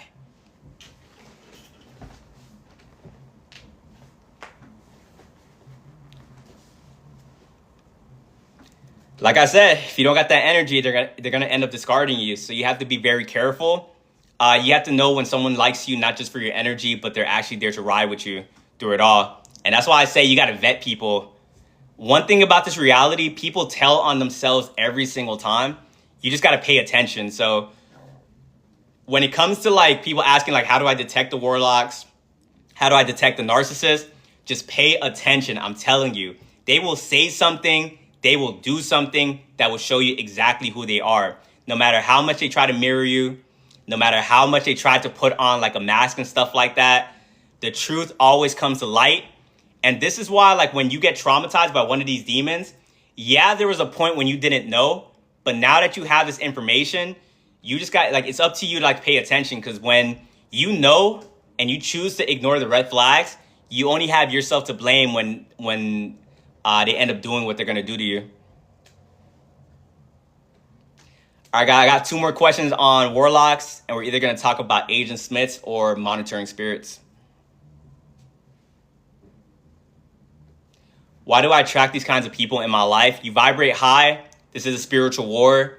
We don't battle with the flesh. We battle with these spirits and principalities. When you vibrate high, you are a beacon to energy vampires trying to siphon you of your energy. People ask, what do these entities want? It's just energy at the end of the day. You have an overabundance of it because of the things that you do in your life. They don't do these things. Warlocks, narcissists, demons, they be in the bars. They be gossiping, they be just watching negative content. And because of that, they have to find other people that have that light because they're too lazy or just unwilling to do the stuff that you do to stay in a high vibration.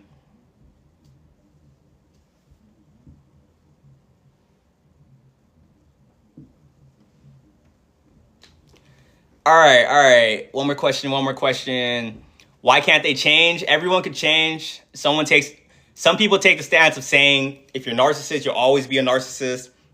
If you're a warlock, you'll always be a warlock. But in this reality, when they get their karma, it's not so much a vindictive thing. People get karma in this reality so they can learn and so they can know better. All of us in the chat, we weren't always the perfect people. Not to say we were as evil as these individuals, but we had things that we had to learn. And when we got our karma, that was enough pain for us to be like, we got to change like a little bit. Warlocks, narcissists, a lot of times when they get there, they're really kind of like they're kind of far gone, but they can still be redeemed. It's pretty rare, but it does happen. If a narcissist or a warlock has the ego death, they can definitely bounce back. It's very unheard of though, because a lot of people, they don't want to change. They're stuck in their ways and they don't like taking accountability. All right, guys, so right now we're going to move on to either monitoring spirits or Agent Smiths. Whichever one you guys want to hear about, drop it down below. If one of my mods can pin the one that got the most votes, I'd appreciate that. And for all the new people in here, I'm You're Not Alone, YNA for short. My content is based around spiritual warfare, how to defend yourself, and a different type of enemies.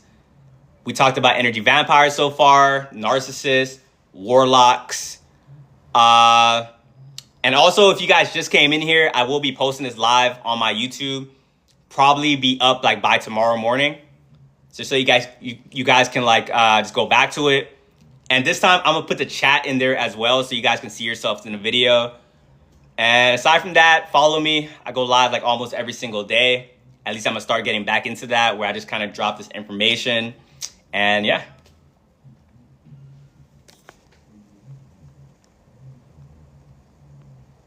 Let's see. Okay, I didn't know I had one of my mods in here. So monitoring spirits, right?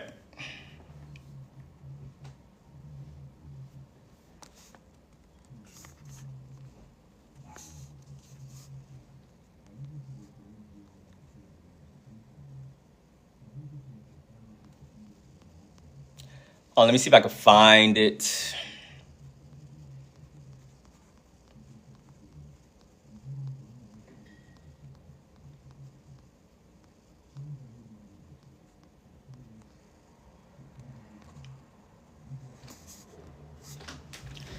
All right, so monitoring spirits, you guys know the routine. If you guys have heard of monitoring spirits, dealt with one, drop a 1 in the chat. If not, drop a 2 in the chat. Latoya, appreciate the rose. Appreciate the heart puff.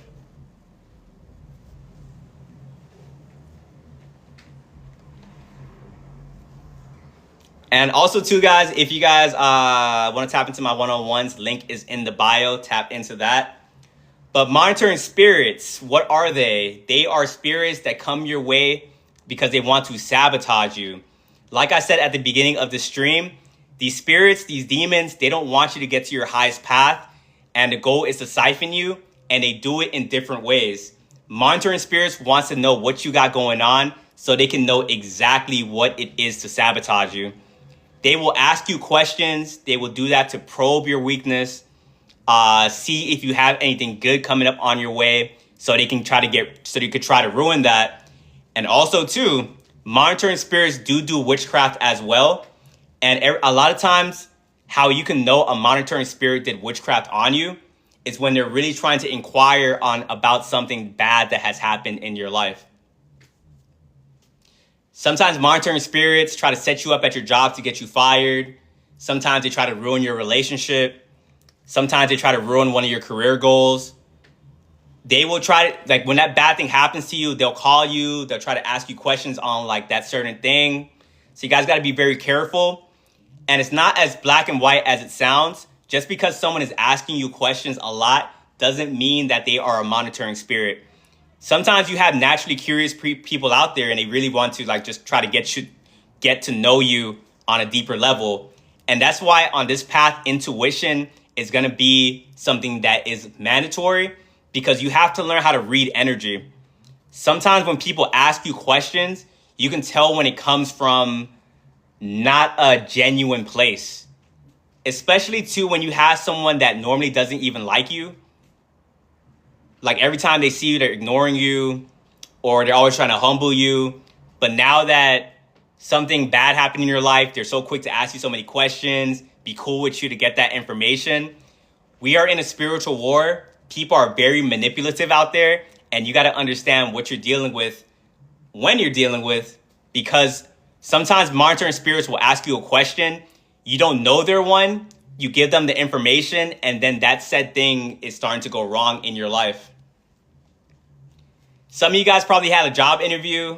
You thought you aced it. You thought it went flawless. You told someone about it you wasn't supposed to, and then you never got a call back from that job. Some of you guys was in a talking stage with somebody. It was going so well. You thought that you were going to date this person. This person was going to be your girlfriend or boyfriend. And then you finally told someone, and then the talking stage just ends up just becoming destroyed. If you guys have ever had one of those two things happen to you guys, drop a 1 in the chat.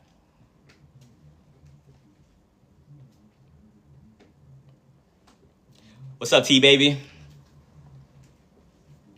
And questions people is going to ask me is like how to protect yourself from monitoring spirits. Before I give my answers, you guys got to let's get some chat engagement. How do you guys protect yourself against monitoring spirits? Now, appreciate the rose. Appreciate the heart me. Watch what you say. We said it in the beginning too. A lot of the things we said in the beginning can be a way to protect yourselves against all of these enemies. Ignoring them when you know someone's asking you things they shouldn't be asking. Don't think you have to be socially acceptable. Remember, this is a spiritual war.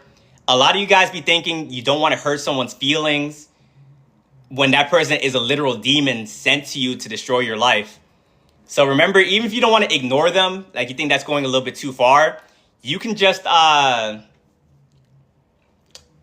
you can pretty much choose like to set a boundary like in that conversation.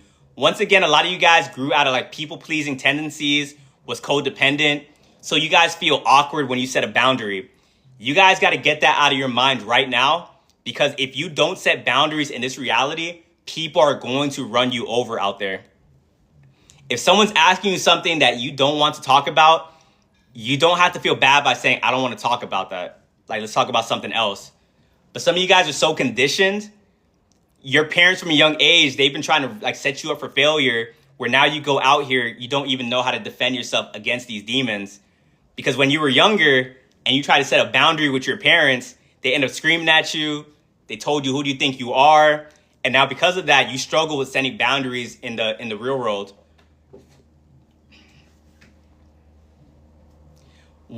Once again, guys, this world is backwards. Don't think that if you set boundaries, people are going to like you less. If anything, it's the opposite. If you have boundaries with somebody, you're able to stand your ground, and it shows you have a sense of self-respect for you, and more people will like you. Like, that's just how like this reality goes. But when you're so agreeable, you're being nice to everybody, you're saying yes to everybody, that at that point you end up getting attacked by all these individuals because they see you as like easy bait. They see you as naive, like you don't know what's going on. And at one point you didn't know what was going on because you saw the world. You thought everyone thought like you. You thought everyone had the same soul as you. You think to yourself, like, if someone had this good news to like talk about, or if someone had something that lit them up, you felt happy for them. You're like, oh yeah, get it. You were giving them like words of affirmation. You were saying good job, complimenting them and all those different things.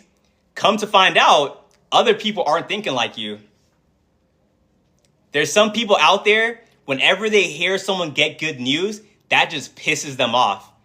And me personally, that always took me like a minute to actually like accept that as reality, because I never really like thought like that. If I saw someone had something that I didn't have, I was just thinking, what could I do to acquire that for myself? What do I need to do to reverse engineer so I could probably have that same type of lifestyle? But I've never in my life saw someone have something and it just made me physically mad, where I gotta like scrunch my fist and just start shaking and stuff like that. And that's what a lot of people do to you. You thought that you should be open with all the things that you had going on in your life. Like, you got a new job, let me tell the world. You got a raise, let me tell the world. You got a new girlfriend you love, let me tell the whole world. And that just brought you a bunch of issues that you didn't even know was an issue until you start waking up to this stuff. Because people, they can play the part very well. We just had a whole slide where we were talking about warlocks. Not everyone that talks in your face, not everyone that smiles in your face, or everyone that tells you good job actually means that. Sometimes you tell someone some good news, they smile in your face, they say good job, they inquire about it, but in their head, they are cursing you out. Like, why does this person get to have that? Why them, but not me? Because these people, they live in a lack state of mindset. They live in scarcity. They think that if you get something, that means that they won't be able to get it for themselves. When in reality, if they lived in abundance like yourself, good things will start happening for them. When you hate on somebody, when you hate on the other individual, all you do is harm yourself, because when you hate someone, you block up your heart chakra. When you guys get to a certain vibration, you don't hate anybody. You understand there's demons out here. You understand that, okay, this person probably wishes harm on you, but that doesn't mean you hate them. That just shows you got to stay away from that person because that's a threat. But these other people, they truly hate other individuals, and your success is a direct threat to them, because also too, they get very insecure by your success. You have an innocent way of thinking. You think that if you got that raise at your job, that achievement, people are going to be happy for you. You went and told that friend about it. Now that friend is thinking like, am I falling behind? Like, do I need to work harder? This and that. And they hate you for that. And because of that, people put the evil eye on you. If you guys know what the evil eye is, drop a 1 in the chat. They hate seeing you guys win, honestly.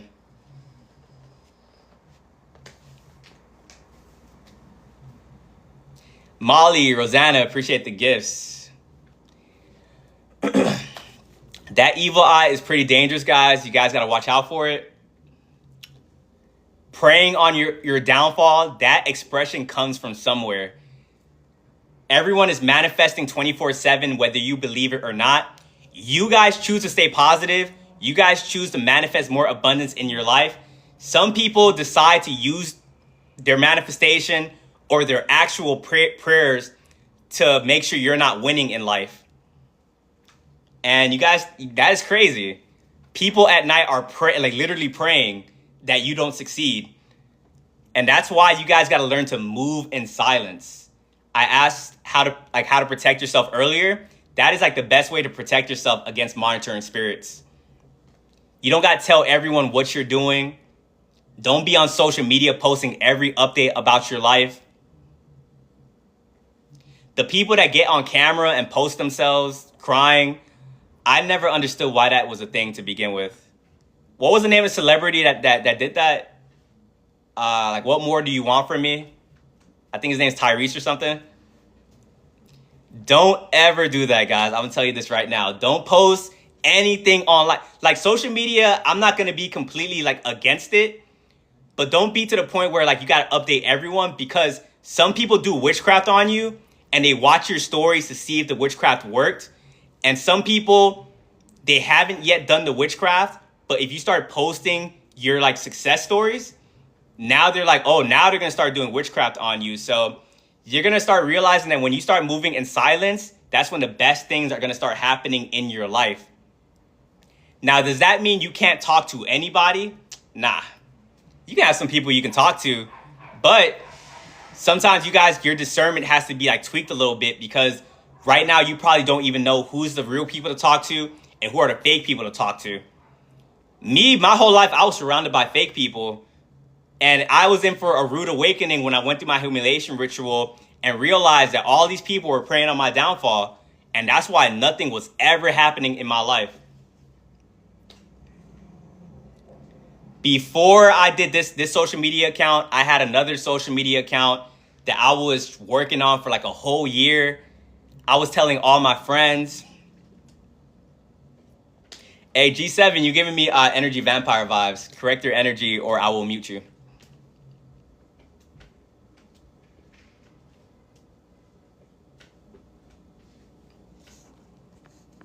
Wait 1 second.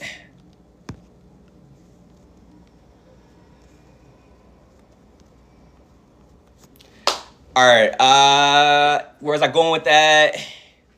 Someone remind me where I was going with that. They do these things where they share the live continuously and it throws off the chat.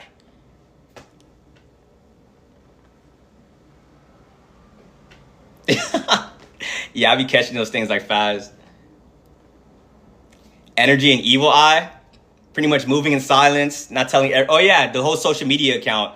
So I had another account before this that I was trying to make blow up like for like a whole year. But on that account, I was telling everybody, I was like, hey, support me. This is what I'm trying to do. Recognize that people are going to give you fake support, but a lot of them, they say they want you to win, but they truly don't really want you to win. And some people, they do want you to win, but they don't want you to get close to them and they don't want you to surpass them. Like, what's the expression? Like, they want you to do good, just not better. Remember I said that because people that's in your life right now, people that's like a mentor to you, people that's actually like kind of supporting you, watch when you start getting closer to their level, watch when you get to their level or when you straight up surpass them, they're going to turn into a straight enemy towards you. Now they're going to siphon you. Now they're going to try to humble you, attack you, try to downplay what you have achieved, because when they were supporting you, they never thought you were going to take it to the level that you actually took it to. Jealousy and envy is a very dangerous thing in this reality, guys. It's going to make people do some very crazy things. Never underestimate what a jealous person is actually willing to do. At this point, I've seen it all. If you guys have been on this journey, you have seen some crazy things as well. Don't put anything past anybody. I'm not saying to not trust anybody, but keep your head on a swivel. Know when the energy switches up, when it's going to change. Because when you go through this stuff enough, you pretty much become like Jesus Christ in that Judas situation. You can, at this point in your journey, you can start predicting when people are going to betray you, because human beings are complex, but at the same time, not really, because everyone has a pattern. And for you guys in this chat, you guys have unlocked another special ability on this path, and it's called pattern recognition. And you guys pick up on these patterns very, very fast. If you guys have pattern recognition, I need you guys to drop a 1 in the chat. A very cool ability. People can't get one over on you. People don't be really knowing what you be seeing, but you catch it all, honestly. And these monitoring spirits are not aware of their patterns, but as soon as the pattern comes up, your spider sense goes off, do-do-do-do, and you're like, oh, I got an enemy in my presence. But like I said, appreciate the hat. Some of you guys want to gaslight your intuition. Your spider sense goes off, and you're like fighting it. You're like, nah, intuition, get out. And that's why you guys end up getting obliterated. Like, you saw the future, and you chose to step into that reality. So that's just how it works. Like, if you know and you choose to ignore it, these people will like obliterate you. So you got to be careful with that. But back to the account, I was telling all my friends about it. It didn't pop off. I told myself, hey, let me go make a second account, which was this one, and let me not tell anybody about it. And I kid you not, guys, I made this account. The account blew up in a month. So I wasted a whole year telling everybody of what I was doing, and that account went nowhere. And as soon as I chose to move in silence, it happened immediately. So that's like an example for you guys to make sure that you're not out here speaking to everybody. No, have like one or two people where you're like, okay, these are real people, because I don't want you guys to get insane. I want you guys to be able to talk about these things. Keeping all of it in will kind of get to you. But when you have like a full circle, like 10 people, and you're talking to every one of them, just like the Jesus Christ story, you will be able to just tell that there's a snake within your midst.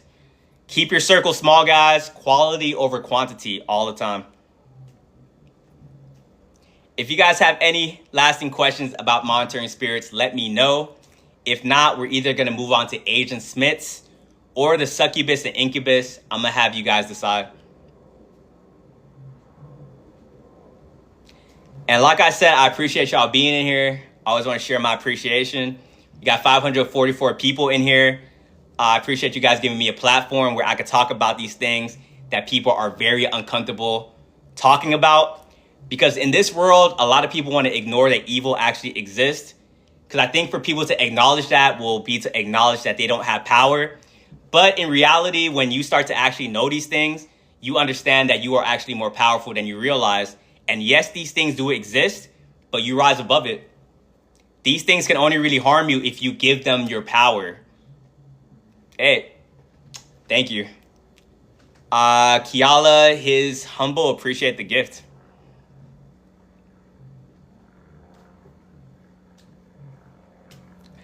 Any more questions? Going once, going twice. Indigo Bay, appreciate the rose. What do you think about people sending you spells to make you sick? That's definitely a thing as well. Once again, when people do those things to you, don't retaliate. And even in those type of spells, actually, when people do those type of spells, it's pretty easy to know who did that on you. If someone did a spell to make you sick, don't retaliate. Stay in your gratitude vibration. That's pretty much going to do a return to sender. And if someone gets sick around you, that's the person that did it to you. Kiala, appreciate the rose.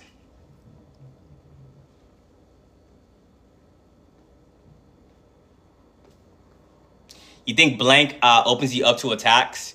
Can't say that name on here. Pretty much gardening, I guess. I say everything in moderation. We are still spiritual beings having a human experience. I want you guys to still enjoy your human experience, but never overindulge. Moderation, doing it too much where you're escaping your problems, can't open the door.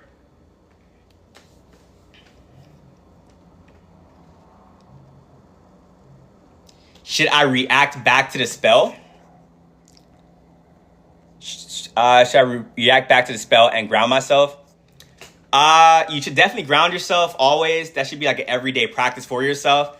Everyone in the chat, though, from what we've spoken about, let's see if you guys have been paying attention. Should you react to a spell that someone's doing on you? Should you react to the BS? Ruby, I appreciate that. Thank you. Yeah, we can simplify this whole stream, guys. Any of these enemies that we talk about, ignore them. That's going to be your greatest weapon in this spiritual warfare.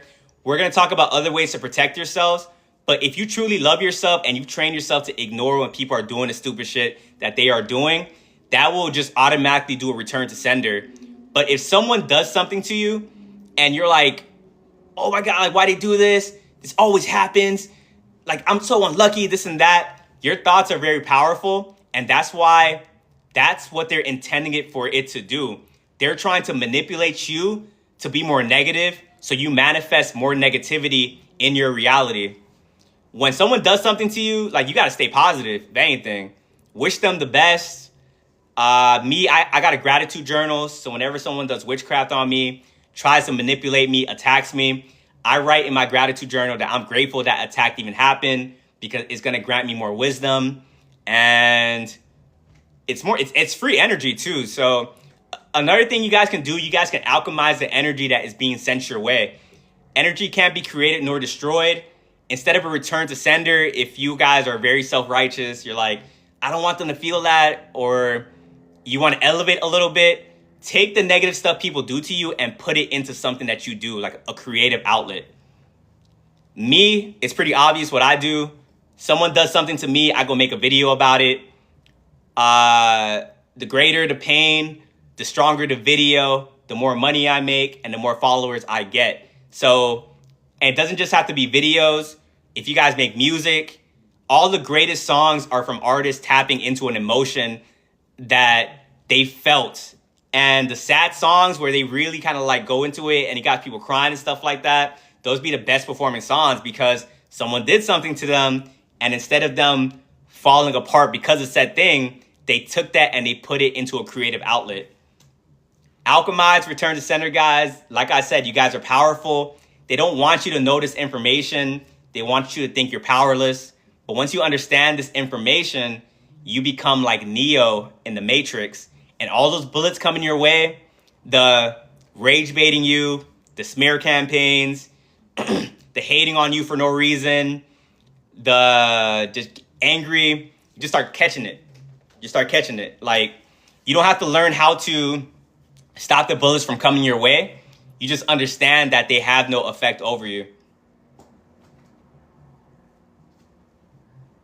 Appreciate the heart meme. But we're going to move on to the next enemy on the list. We're either going to talk about the succubus or the Agent Smith. You guys drop it down below. Let me know what you guys want to hear about. And one of my mods, go ahead and pin that message. Agent Smith, Agent Smith. And once again, too, we're going to talk about all these enemies on the list. I just like to give you guys like the options. Brandy, appreciate the follow. Yeah, if you guys are in here and you don't follow me, shoot me a follow. I go live almost every single day. And subscribe to my YouTube. I will be posting this live on there with the chat, so you guys can like kind of read the messages and stuff like that.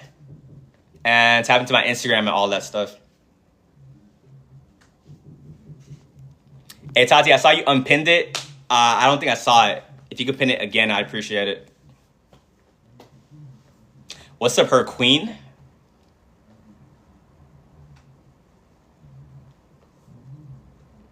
Agent Smith it is.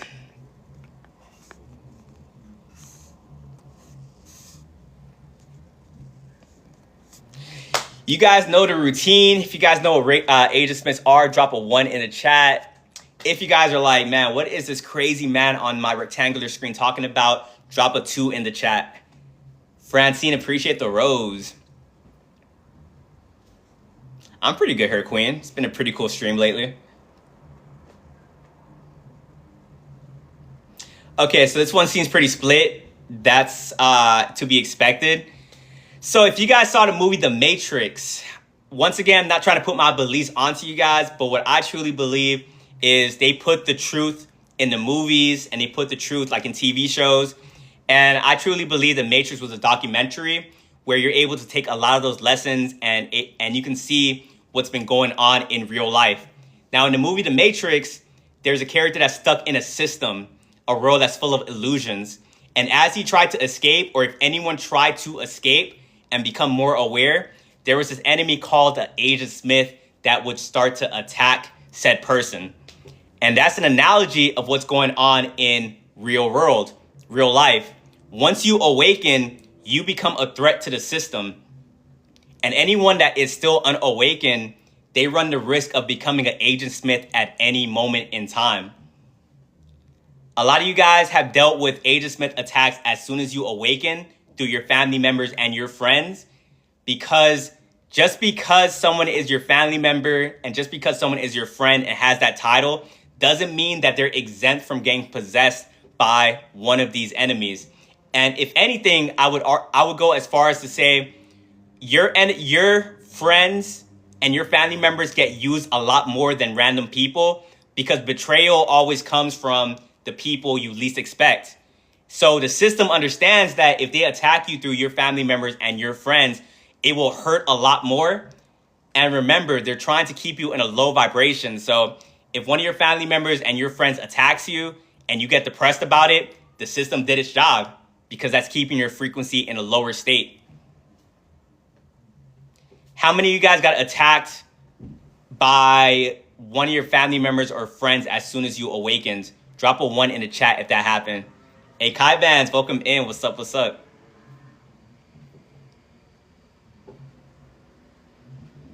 You guys are probably confused. You probably guys know these people your whole life, and you thought to yourself, this person would never betray you. But when you awaken, they throw all that out the window. They don't care how long they knew you. They get possessed by the program itself, and they will call you crazy. They will try to ostracize you.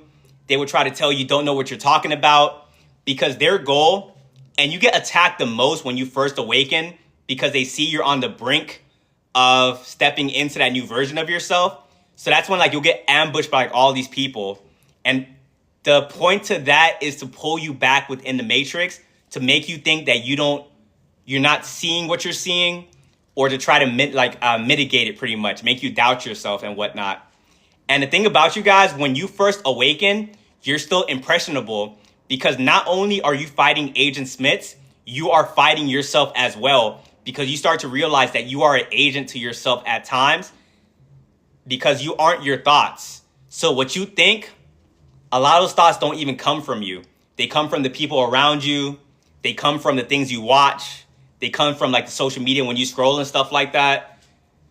So when you first awaken, yeah, you're fighting your family members and your friends.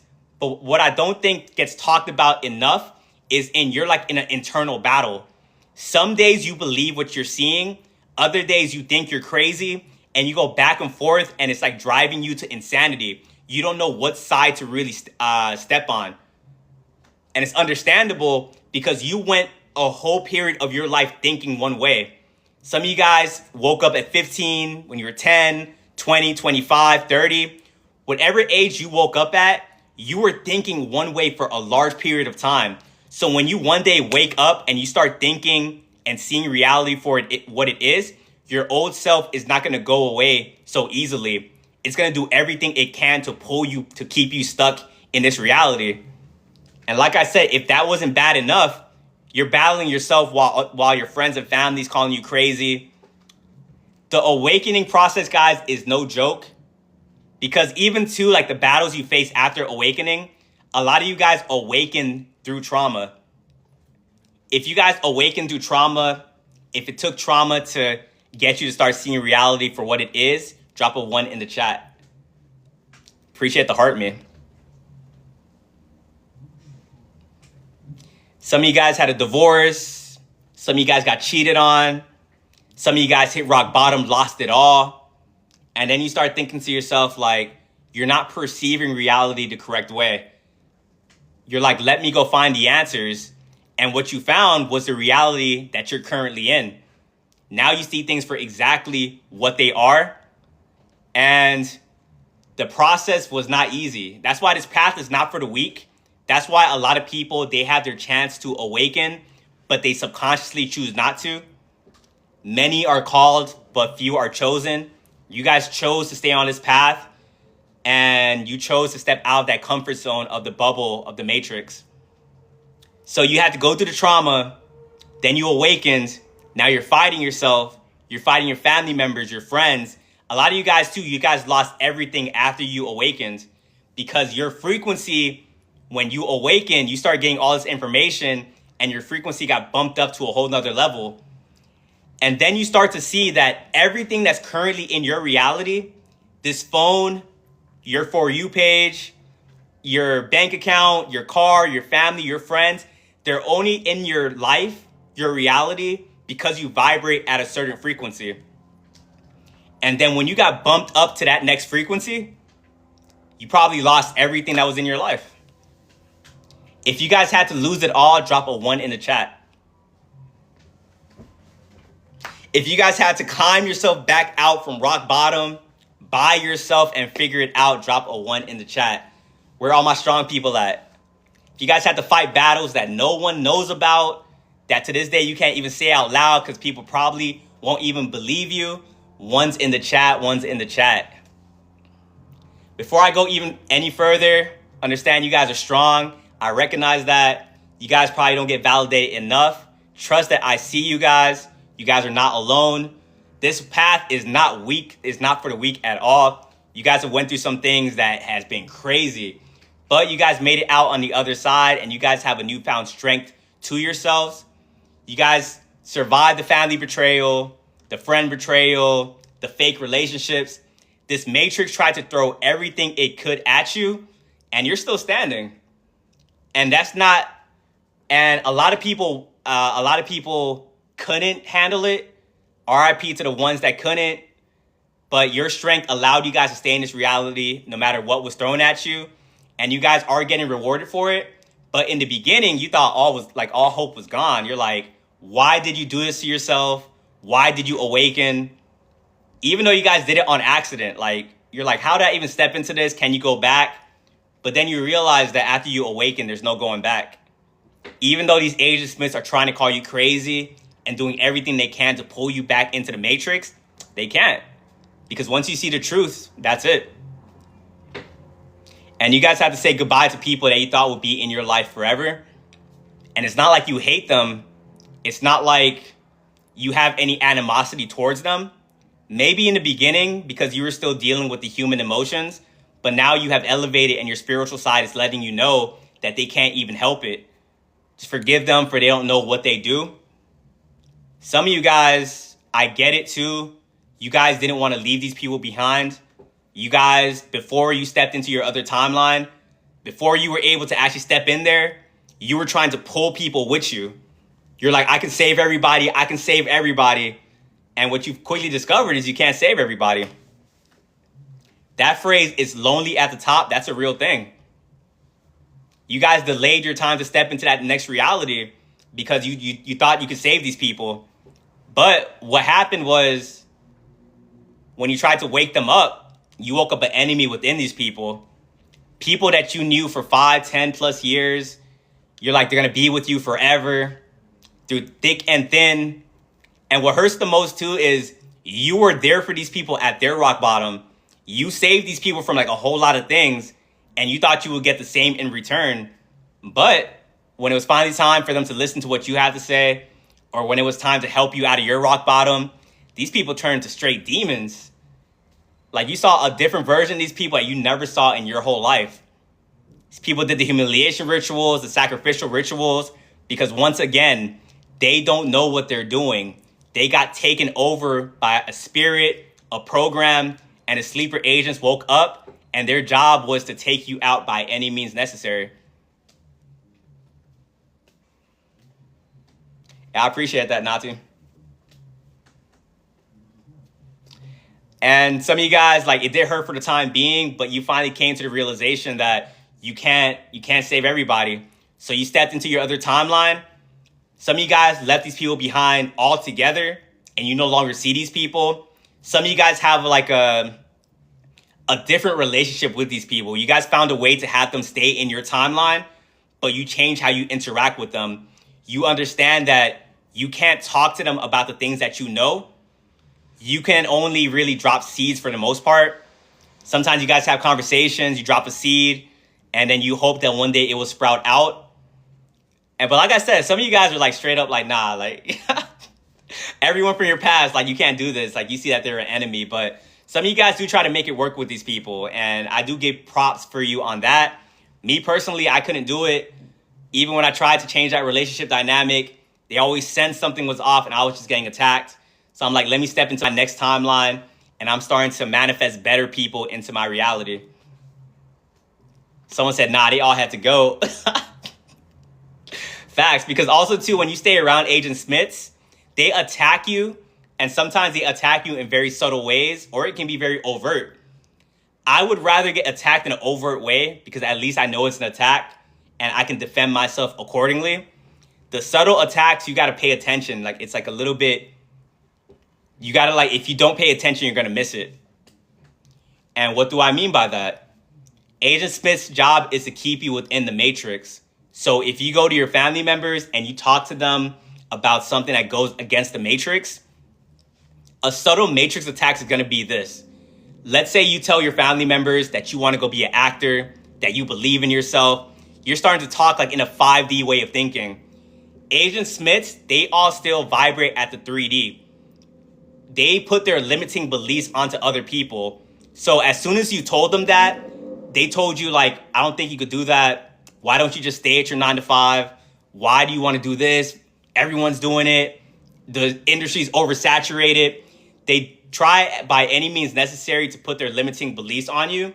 And because a lot of you guys respect your family members, your friends, you think that they want what's best for you, when in reality, they do want what's best for you, but they're still going off a spirit, off a program. So they tell you that, and then you start doubting yourself, and that attack was doing what it was supposed to do. And that's why it goes back to us talking about the monitoring spirits. You guys have to learn how to move in silence, and you guys have to learn how to be your own cheerleader. Understand that not everyone is going to see your vision, and that is completely fine. We all want everyone to support us in the beginning, and that would be nice, but unfortunately, that's not how this reality works. And also, when some people don't support you, you don't automatically have to tell them like, oh, I'm gonna cut you off, they're fake, this and that, da, da, da. See it for what it actually is. A lot of these people are under programming. And another thing too, some of the things you guys try to do, you guys gotta recognize this isn't your target audience. And that's a reframe I had to make in my mind way back in the day. Me right now, I'm completely fine if no one I know supports me because I understand I'm not making content for them. I'm not making videos for them. I make spiritual content. If I have a friend that's not spiritual, why am I going to get mad if he doesn't watch my videos? Energy and frequency is everything, guys. Do what you authentically want to do. Be your authentic self, and the right crowd will eventually follow you. And that will help you to reframe it and not take it so personal when you see that people aren't supporting you, when you see people are trying to talk you out of doing a certain thing. Once again, be your own biggest cheerleader. If you can close your eyes and you can envision it, you can manifest that into your reality. But this system, these programs, they don't want you to do that. They don't want you to realize that you have the power within, and that they don't want you to achieve Christ consciousness. And they will do everything they can to convince you that you're not special, that you don't have this power, try to humble you, and all these different things.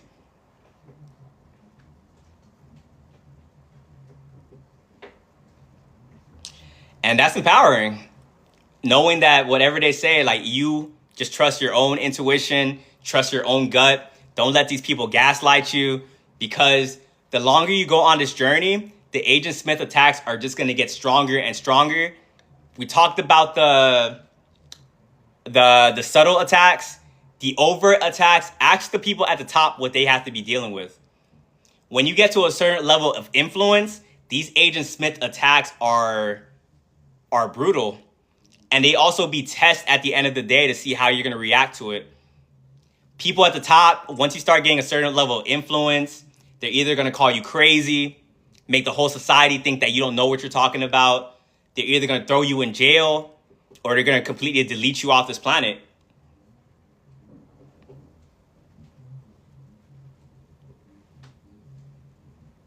You just got to understand that you can't let these people have power over you. Truly walking in your authentic energy and understanding that you're protected, they don't really have a power over you. And when that big attack comes your way, it doesn't change how you got to act. Like, it's not like you got here, now you got to learn this to avoid this. Everything we talked about in the beginning of this stream is what you're going to apply to every single one of these enemies. Remember, guys, like, throughout the stream, who's been here this whole stream? What's some ways to protect yourself in spiritual warfare? Drop it down again in the chat for the new people in the chat. And what these people drop down right now is how you defend yourself, not only against Agent Smiths, but warlocks, narcissists, energy vampires, gray rock people. Don't react, stay prayed up, ignore people.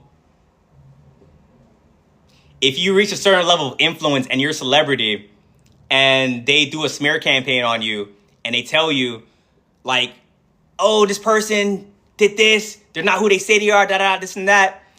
If you choose to like ignore the stuff you've learned throughout the years and you're like, nah, I'm gonna go talk about this, I'm gonna go into public and defend myself, now you're feeding into the energy and now they can manipulate it even more. But if rumors come out about you, if they come out, they say this, they attack you here, they say that, and you just ignore it, you know who you are. It's like, all right, you can believe that. The ones that truly love you and the ones that truly understand you, they won't switch up on you. The ones that start attacking you when they hear the first rumor about you, they never liked you to begin with. And that's why humiliation rituals, smear campaigns, they're so good to go through because you see who are the real people in your life from the fakes. If I have a friend in my life and I start hearing rumors about that person, I'm not going to believe them. I know, I have that person in my life because I know that person's character. And if I'm curious about it, I'll ask him about it. If he still chooses to not talk about it, I still trust him because that's the company I choose to keep. But if like I heard like a rumor about somebody, I'm like, oh, there's that. That shows I never liked that person to begin with. And I was just waiting for the first negative thing to come out with because now I'm so happy. Like, okay, now everyone's hating on this person. Now I get to hate on this person. Like, that's how people really think. It's a very sadistic world out there. But if you guys have any more questions about Agent Smiths, now's the time to ask. And if not, we're going to move on to either Succubus or Destiny Swappers. I'm going to let you guys choose. But let's answer these questions first. To everyone new in here, appreciate you guys being in here. Keep tapping the screens. If you guys are in here, you don't follow me, shoot me a follow. I go live I'm gonna start going live like almost every single day. KD, appreciate the follower. Thank you for the heart me. And if you guys just came in here, tap into my YouTube. I will be uploading the stream, Instagram, one-on-ones, all of that. Link is in the bio.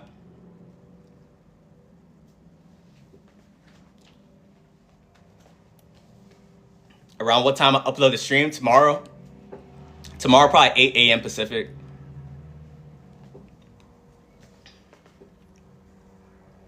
Hey, one of my mods, any questions that you think I should answer, pin that. I'm gonna answer like 2 or 3 questions and then I'll move on to the next enemy. Just start pinning questions right now. Appreciate the heart me. I'm in a Pacific time zone. But yeah, guys, any more questions about Agent Smith, now's the time to ask. If you also have any questions about previous enemies I spoke about, such as narcissists, warlocks, go ahead and ask. I'll answer like 3, and then I'll move on to the next enemy. Is it a good idea to make it known to the Agent Smiths that you're onto them? Nope. Just like how we were asked, I answered the question about the narcissist. Is it a good idea to let them know that they are a narcissist? No, because as soon as like you let them know that they are moving off an unconscious program, they have like a multitude of different reactions that they'll give you. But all the time, every single reaction is not going to be a positive one. Either they're going to start attacking you, they're going to call you crazy, they're going to start projecting themselves onto you. How do you protect your energy being a content creator on this subject? Well, that's a good question. I fast every single day. I'm in a fasted state right now. I ground myself all the time. I meditate in the morning. Celibacy, I'm celibate right now. If you guys are on this path, you guys feel like you get attacked a lot, going celibate is going to protect you from like all these demons. How do you detect them versus a real friend connection? Intention is everything, and use your discernment. So you can have one person, like 2 people, right? They both say the same thing with the same gestures, with the same vibe, but your discernment, you're going to be able to pick up on the hidden energy that this person like does not like you compared to this person, like they're super genuine. And as I said, like never gaslight your intuition. Like it's always letting you know about somebody. And if you're trying to gaslight it, that's where you're going to end up with issues like when it comes to people. Can they detect when you fast? No. They'll feel like your frequency a little bit higher, but people don't really know the terms to these things. They're not going to be like, oh, this person's like this right now because they're fasted, or they're like this because they're celibate. They do feel that protection like a lot more though. Asking the question again, guys, like succubus or destiny swapper, drop your answers. One of the mods, go ahead and pin that. And this will be the last question I'm answering. How are you fasting? I do intermittent fasting like every single day. So I fast for 20 hours. I eat in a 4-hour period. After I end the stream, my last meal I ate was like yesterday around like 6 p.m.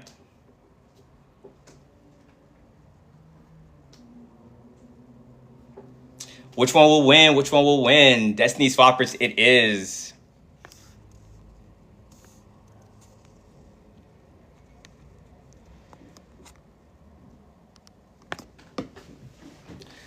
You guys know the routine. If you guys know what Destiny Swappers are, drop a 1 in the chat. If not, drop a 2. Christella, appreciate the follow.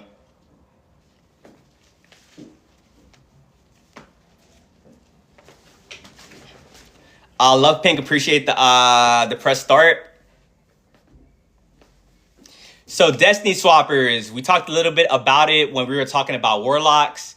Understand that if you operate in your divine, you will attract these individuals very easily. Destiny Swappers are, and once again, all the enemies on this list, they're all energy vampires, but they all take your energy in different ways. Now, Destiny Swappers, their goal is to siphon you so they can swap out their bad karma for your good karma. I appreciate the heart, man. And what that means is someone's going to come into your life. Your life is stable. You're doing pretty good. Their life is kind of going bad, but they come around you and now their life is starting to go uphill and your life is starting to go downhill. And for some of you guys, you don't know what's going on. You don't put 2 and 2 together. So you keep that person in your life until they drain you for everything that you have. And the thing about Destiny Swapper is they're in your life with an intention. This is how you know that they were a Destiny Swapper from the beginning. Because once you no longer have that energy, now they see no more use for you. And they'll end up discarding you. They'll end up pulling back their energy. They'll end up just kind of making it seem like you're chasing them or something.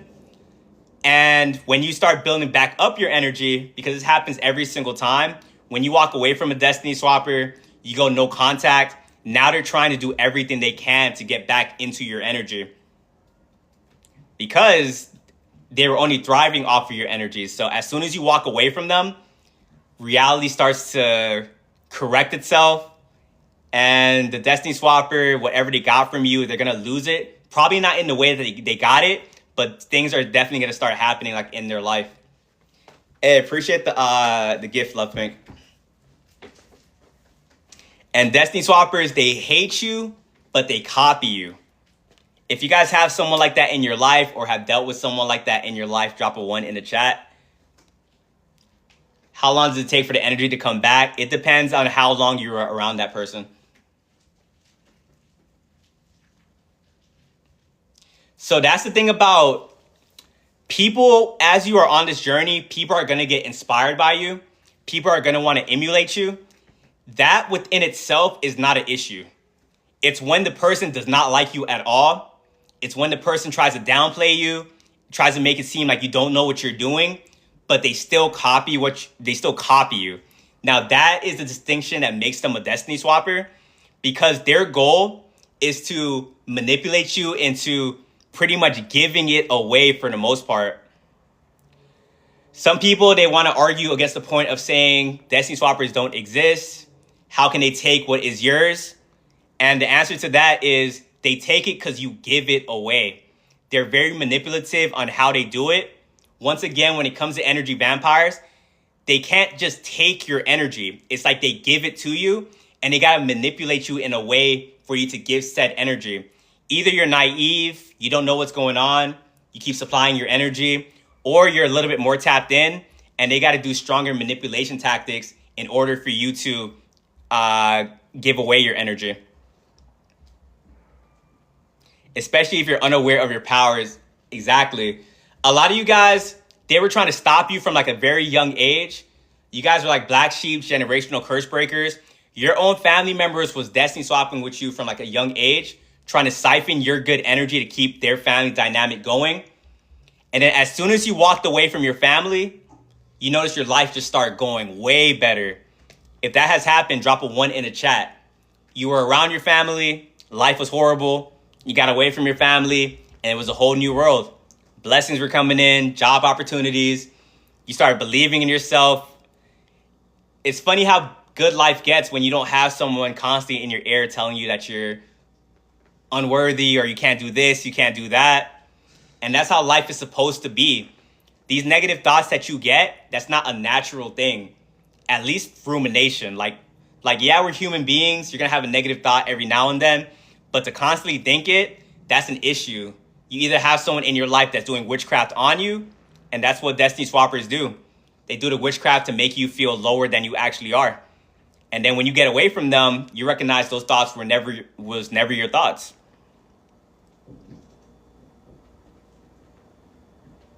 And then when you start recognizing who you are, you start giving these people cognitive dissonance. Because now the witchcraft that they do on you no longer really works. They can no longer destiny swap with you. You know who you are. And everyone that's in this chat, I know some of you guys are not yet at that level. But if you guys got anything from this chat, understand that you are powerful. I know we did this earlier, but we're going to do it one more time. For the people that don't know who you are, drop in the chat, I take my power back. It's that simple. People that are traumatizing you right now, people that are destiny swapping with you, doing witchcraft, they're making you in a state where you feel like you're dependent on them and you don't know the power that you have within. But once you take it back, now the witchcraft doesn't affect you. Now their destiny swapping methods, them trying to guilt trip you, them trying to scapegoat you, make you seem like you're an issue. Now none of that stuff affects you because now you can read these people to a book. Because a funny thing about it, when you truly understand yourself and you did the work, not only do you know who you are, now you know who other people are based on the things that they do. Someone does something to you now, and like you have like a whole psychological evaluation on why they did said thing. And because of that, sometimes you can get like empathy burnout, where now you understand everybody, but few people understand you. People do you horrendous. People try to destiny swap with you. Warlocks come attack you. And you sit back and you tell yourself, I understand why you did that. And that's like a frustrating thing to understand, because why do you want to understand your enemy? Like, you'd rather be like upset with them, this and that. But all that work you did on yourself, you got to a point where you understand why they did it.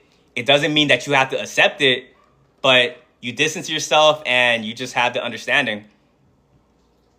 Other people, when they don't understand themselves, that's why they constantly project themselves onto you. People accuse you of doing things that you don't do because they know if they were in your shoes, that's what they would do. But they don't have the awareness to understand that you're your own person and you don't think like that.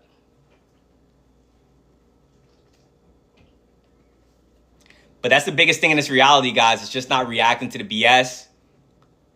Someone wants to ask like how to protect yourself from destiny swappers. What do you guys think? How do you guys protect yourself if you know someone's trying to destiny swap with you? Erica, appreciate the follow. Once again, it's always going to be the same answer, guys. Always going to be the same answer.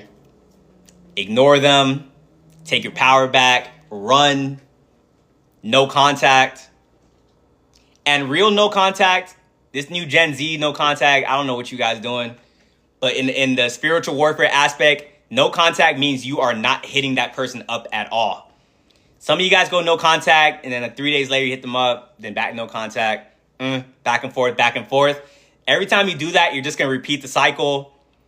You guys go no contact, but you still have their pictures on your phone because subconsciously you hope that one day you guys are going to figure it out.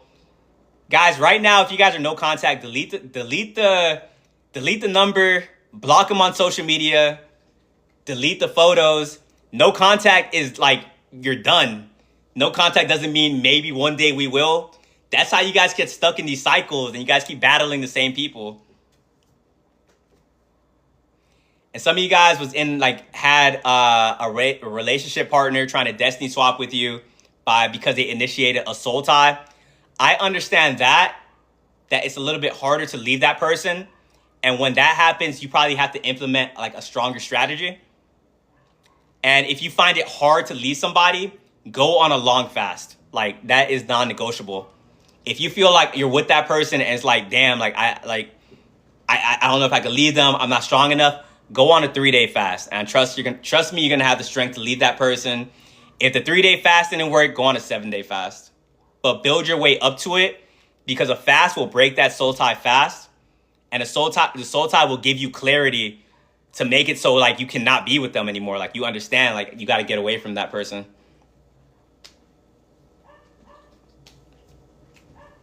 But yeah, soul ties with the Destiny Swapper is a little bit harder, but it's always going to be the same thing. It's going to be hard to walk away, but when you go no contact, it's going to hurt the first couple days, maybe even the first month. It depends on how long you're actually with the person, on how long it's going to take to break it. And it also depends on what you are doing while you're no contact with the person. Are you no contact, but you are like just in your room crying, wishing things went different, then that's going to take a lot longer for your power to come back to you. But if you're on no contact and you know you're on a mission now, some of you guys go no contact and that was exactly the motivation you needed to get your life out of where it was at, because you understand that the only reason you hit that low point or you hit that rock bottom was because you were with this Destiny Swapper. And now after you left that person, you're like, this comeback is personal. It's like you're going to take back what is yours.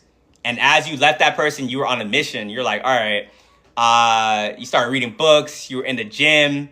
You're working on your finances. You got a level of motivation you didn't even think was possible. And then you start to see over time, your power is coming back fast. And then good things were starting to happen to you because you no longer had a Destiny Swapper around you, draining you for like all that you had.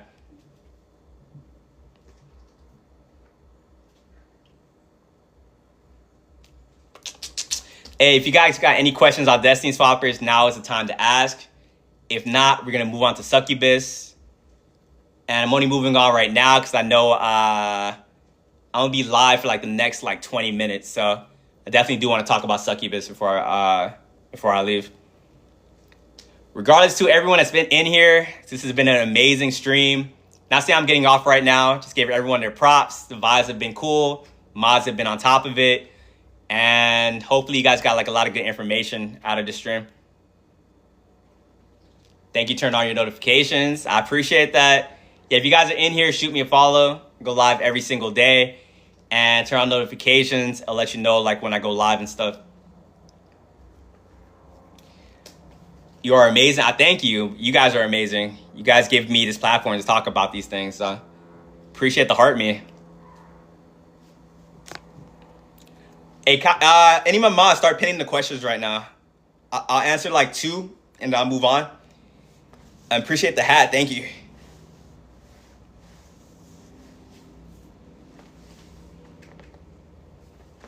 And once again, too, if you guys are in here, subscribe to my YouTube.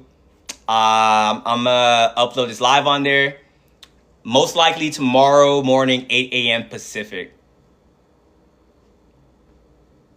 Do you have to be in a relationship with a Destiny Swapper? Nah, Destiny Swappers can be your friends. Some friends, they come around your life, and as soon as they come around, your life just starts going downhill.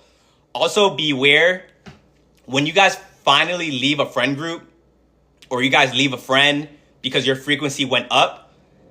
As your frequency is going up, they feel that as well, and they're subconsciously going to want to get back into your energy because they see you are the blueprint, and they want your energy to benefit their lives. So sometimes when you walk away from a friend, it has to be a permanent thing. You can't go back or you'll get pulled back into your old timeline. Can a Destiny Swap be destroyed? So for me, I'd be saying Destiny Swaps are never a permanent thing. But the thing is too, I believe in soul contracts. I believe that everyone is put here to achieve something. And if you don't achieve said thing, you will reincarnate right back onto this planet. So if you ran into a destiny swapper, you're still destined to accomplish your soul contract.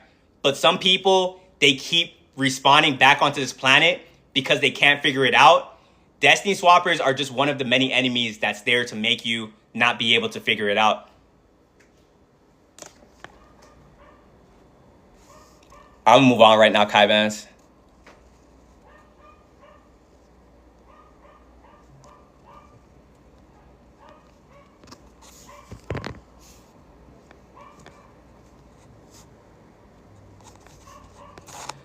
Destin, appreciate the gifts. Oh, also, one last thing about the Destiny Swappers. I haven't seen someone ask this, but it's always a good question when I see it. People want to ask, like, are people conscious when they do these things? A lot of people don't know what they're doing. In spiritual warfare, these people are being possessed by these entities. So, and some people know what they're doing, but they don't know exactly like the term and like the mechanics to it. So just be aware about that. Like there are some like people, they don't know what's going on, but they can still unknowingly Destiny swap with you. Tammy, appreciate the follow. But yeah, we're gonna move on to the succubus and the incubus, guys. You guys know the deal. If you guys know what the succubus incubus is, drop a 1 in the chat. If not, drop a 2 in the chat.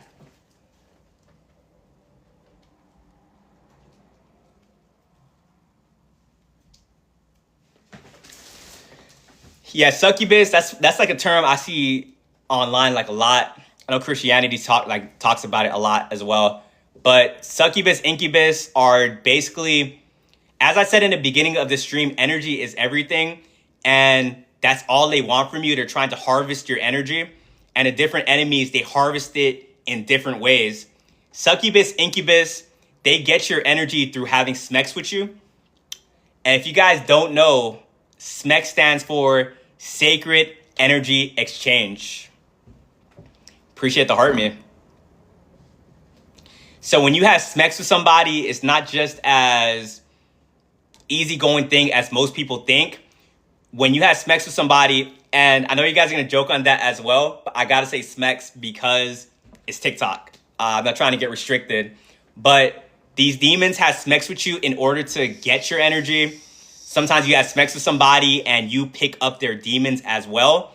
So you guys got to be very aware and try not to be as in hookup culture as they try to make it.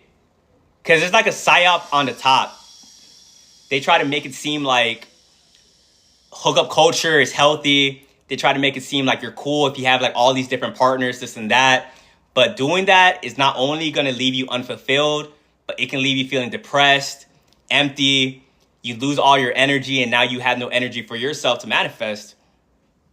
And that's another way people can destiny swap with you as well. Like if you have someone really going through it, like their life is just like horrendous and your life is in a good spot, this person can have SMEX with you. And then you start to go downhill a little bit and they get a little boost from that. And they subconsciously feel that. And then that's why that person will try to like hook onto you and try to do it as much times as they can. Because maybe one time isn't going to throw you off too bad, but then you lose enough energy. That's when stuff in your life is going to start happening to you. But these demons are trying everything they can to get your energy, and honey traps, succubus, incubus is a real thing. The succubus are basically the ones that possess the women, and the incubus are the ones that possess the guys.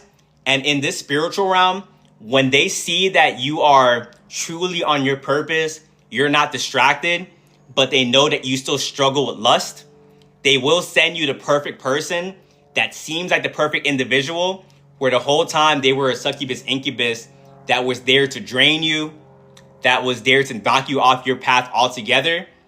And that's why you guys got to be careful. And you guys got to vet people. Just because they're a pretty face doesn't mean that you need to be with them. Just because they say all the right things, they mirror you the perfect way, doesn't mean that you need to be with them. Because remember, witchcraft is a real thing.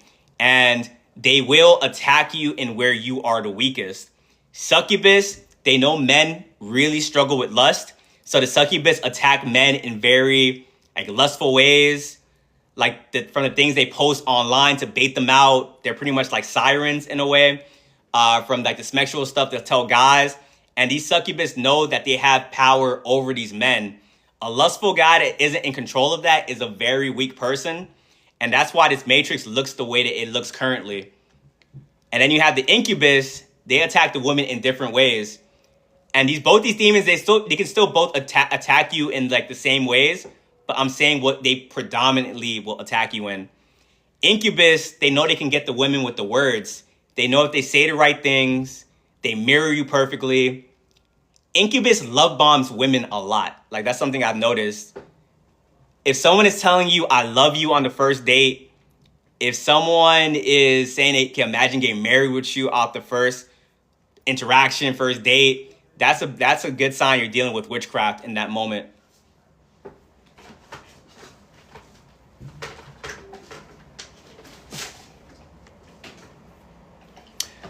Well, I gotta charge my phone. It's gonna be like in an awkward position right now.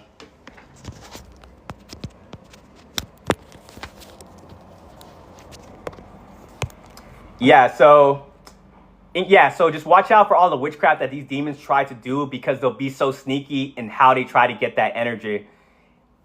People ask, how can you protect yourself from these demons?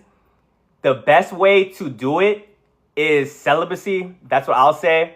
If you guys are in protection of your sexual energy by not giving it out to everybody, then that's like one of the best ways to protect yourself. And when you are truly celibate and you're staying on that journey, you got to trust that eventually you will attract someone that's on that same time. But I think that so many people don't think that they can find someone else like that. The girls don't think they can find a celibate guy. The guys don't think they can find a celibate girl.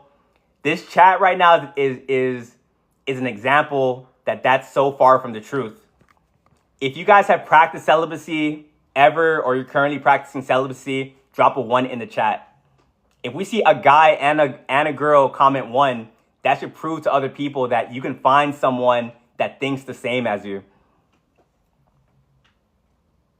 And that's not like just 1 or 3. That's like a lot of people putting 1.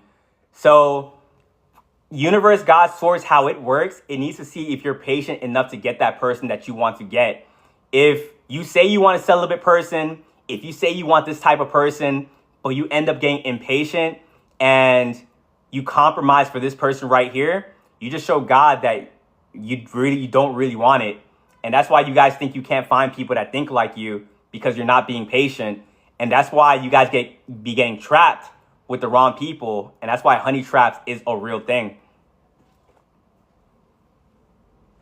But another thing too, if you guys are being disciplined in the 3D, like you guys finally figured it out, you're like, all right, I stay celibate, I'm gonna stay on my goals, I'm gonna work on myself.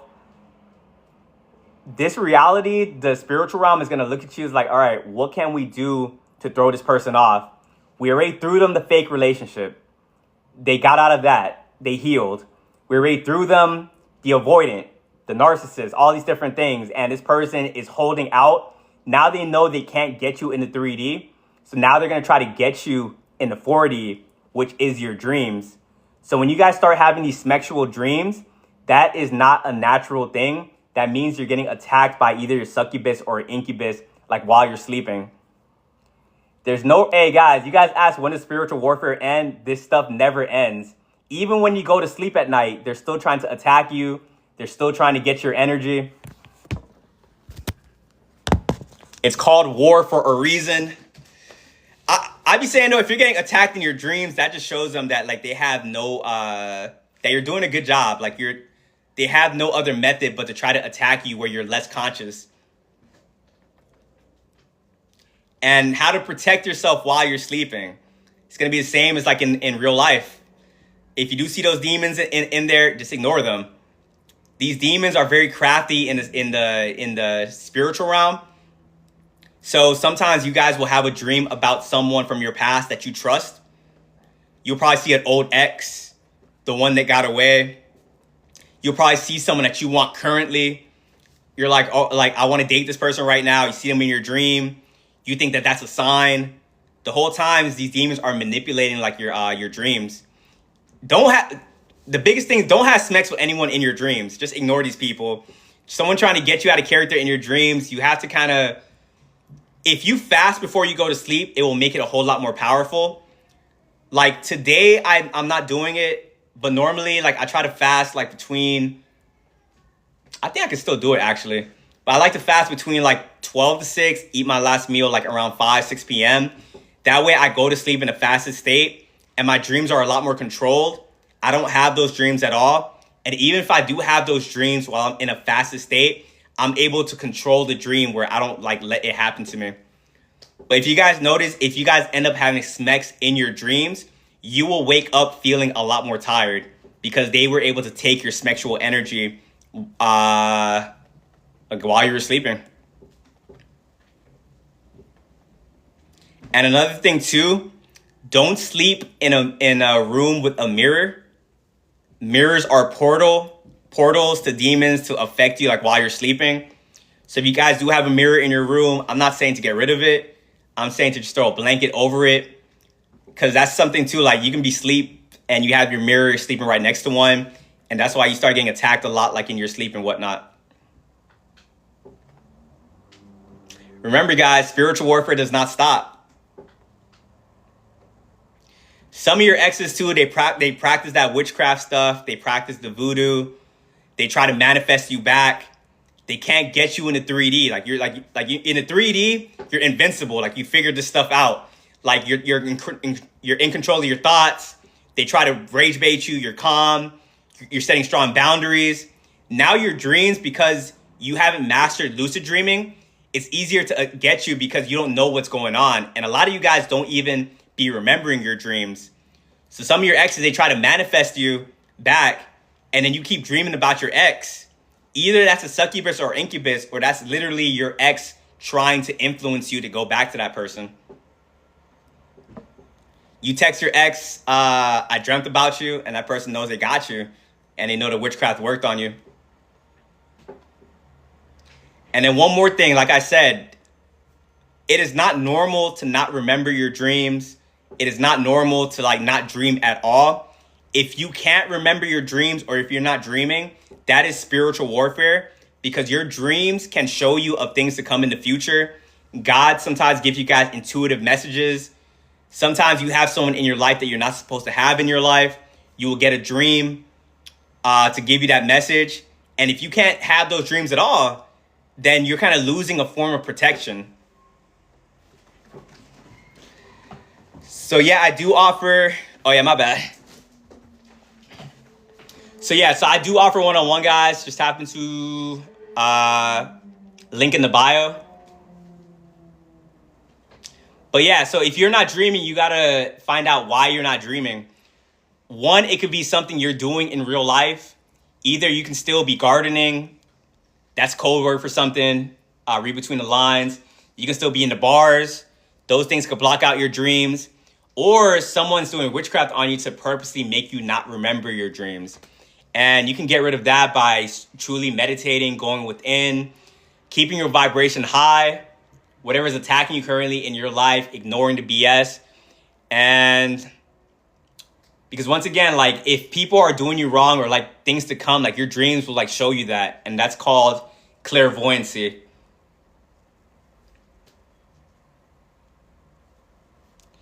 People always want to ask, like, how do you know you're dealing with a succubus or incubus?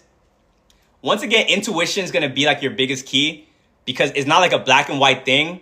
But for one thing I will say, and it goes for guys and women, if you have someone that you're trying to get to know, it's a potential talking stage, a potential like boyfriend or girlfriend, and you want to wait to have smex, and they get super pushy, they try to guilt trip you, they don't want to accept no for an answer, that person is a demon, a succubus or incubus, and you need to get away from them.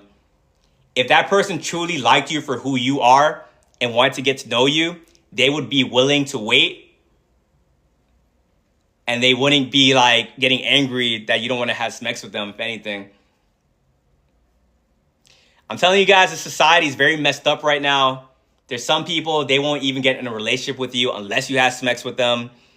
Smex, and don't get it wrong. I don't want this stream to come across as like Smex is a bad thing to have. When I first started coming into this information and I start decoding the Bible, I used to always think like growing up, I used to think like, why do they keep saying wait till you get married to have Smex with somebody? As a young guy, I'm like, that is crazy. I'm never doing that. That's like a prudish thing to do. Then you realize that in order, like, you don't have to wait till marriage. It's more so like, make sure it's the right one that you're going to be with, like for the whole time that you're in this 3D. Because when you have Smex with the wrong person, that rule in the Bible, wait until you get married, that was to protect you against all these demons out here. Because if you have Smex with the wrong demon, that can truly, really throw off your life. How many of you guys ever had Smex with somebody and then after you had Smex, like you have anxiety, like you start overthinking, you have depression, you start worrying about things that you never used to worry about. You're like, damn, like I conquered that already. Why am I thinking about this stuff? That's because you had Smex with somebody that was not right in the head. Like they had their own demons and you just absorbed those demons. You start tripping on things you never tripped about. Like your emotions are going bipolar and stuff. Some of your girls, you start getting angry like very easily, screaming at people. Because once again, like I say too, like Smex isn't a bad thing. Smex with the wrong people or person is a bad thing. When you have Smex with the right person, that is a beautiful thing. When you come together with someone that's on a similar frequency and that person wants what's best for you and you want what's best for that person, you guys combine your energy. And if anything, you guys can start manifesting way faster when you guys combine your own energy. When you talk about that old method, if you guys are aligned and you guys have similar goals, you guys will accelerate fast. Like, so if I let you guys like in on a little secret, like me, I practice celibacy. I'm like I want to say I'm going in on 10 months. The longer I stay on celibacy, the more my magnetism grows and the more my social media grows like fast. And I have all you people in here. That's just for me holding on to my sexual energy. But like I said too, like this isn't the only way. You can do other things to accelerate it. And I'll give you one example right here. So I am mutuals with this couple here on TikTok. I'm not going to give them away. They're pretty popular. But they are not energy vampires. They both love each other a lot. And they combine their energies. And their social media is growing so fast. So that's what I'm saying. Like, you can build up your own sexual energy and manifest. But don't think that you have to be alone. Don't think that you have to lone wolf it the whole time. You can have you can have somebody in your life. And if you have someone that's like supporting you, emotional support, someone that's pushing you, that could actually make you stronger, like here in this reality. But it's so much people like you end up being with energy vampires that you don't even think that's a real thing. You think that anybody you get with is going to knock you off of the path. So I know I promote celibacy, but I don't want to ever promote that you need to be alone forever. Like, if anything, strength in numbers, but strength with like the right people. Like on this path, you're going to attract a lot of like crazy people that just want to like drain you of your energy. But there's a lot of good people out there too. We got 536 people in here that understands what I'm talking about. You guys are proof that there's still good people in the world. We are a little spread out. And it gets a little, you will get a little bit lonely sometimes, not going to lie. But you understand we're only spread out because we got to help raise the vibration of the planet. But at the same time, you understand you're not alone because people in the chat, like we all went through the same thing. Like, it's very crazy. These demons have the same script, the same rule book. And that's why like I have this community to let people know like, hey, look, you're not alone. Like we in this together. We in a group called The Collective and we fighting these battles together. So when you think you're dealing with a battle that no one can understand, trust that there's someone out there that dealt with the same thing. That's why when I make my videos, I literally just be talking about stuff that I went through. And then people was like, are you spying on me? How do you know these things? I went through the same thing. I'm just talking to myself, but we're all on the same frequency. So that's why you guys understand me. I understand you. And we're just helping each other. And that's how you help in the spiritual warfare. The goal is to help wake up other people by leading by example.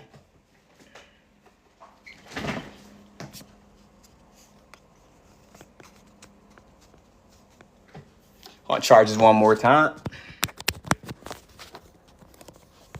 Yeah, so the goal is to stay good. Don't let the world convert you. In spiritual warfare, their goal is to constantly convert you to the side of evil. Every time you don't let it affect you, you don't turn into a bitter person. You don't turn into, I got to put out negative energy now because they hurt me. You lead by example. You start to get this aura about you because you alchemize all that bad energy. You start to inspire hope into other people. And when people can think a little bit more positive, when you're validating other people, that's how you help in a spiritual warfare. They have their methods of traumatizing people, and we have our methods of helping other people. Not gonna lie, we are kind of outnumbered, but you see when groups come against you, you see when communities come against you, you are able to take these people down by yourselves. So understand that even though we're outnumbered, that doesn't mean we're losing at all. And if anything, I feel like right now there's like a narcissistic collapse. If you notice, people aren't really talking about celebrities as much as they talked about them in the past. And that's because a lot of these narcissistic systems are going down. This is not going to be an overnight fix, but at least you can see that it's getting a little bit better. The fact that you guys have to stay inside your house, you guys have to hide away from society, it's not going to be like that forever. You only feel like you have to do that because everyone out there is programmed. There's a lot of demons out there. But once the planet gets into the 5D, you won't feel like you have to hide yourself. You will actually feel like you can talk about these things and not feel like as soon as you start talking, you're going to get attacked by somebody. But if you guys have any lasting questions, now is the time to ask. I'm going to answer a couple, probably 3 or 5. And then after that, I'm going to go end my fast and get me some food. This has been a pretty cool stream. I appreciate you guys for being here. If you guys are in here, you don't follow me, shoot me a follow. I go live every single day. And also tap into my one-on-ones. Link is going to be in the bio. But any of my mods, you guys can start pinning questions, and I got you guys. Appreciate the heart, man. Oh, we got a follow train going. Appreciate you guys.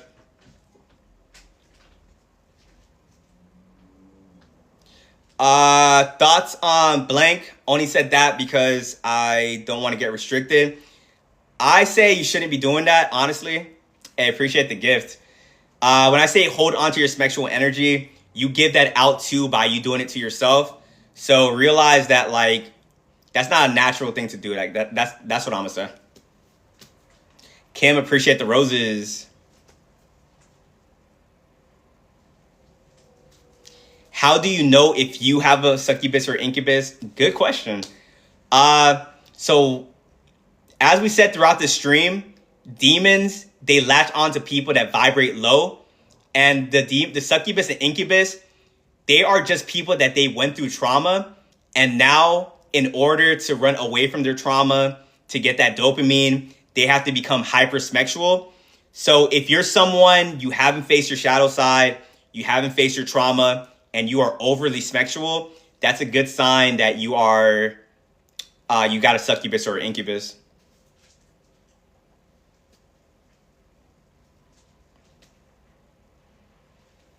First time on this live, welcome in. How much is your coaching fee monthly? I haven't made a monthly fee. Right now, individual sessions are $110, but that is something for me to think about. So ask me again later and I'll have an answer for you.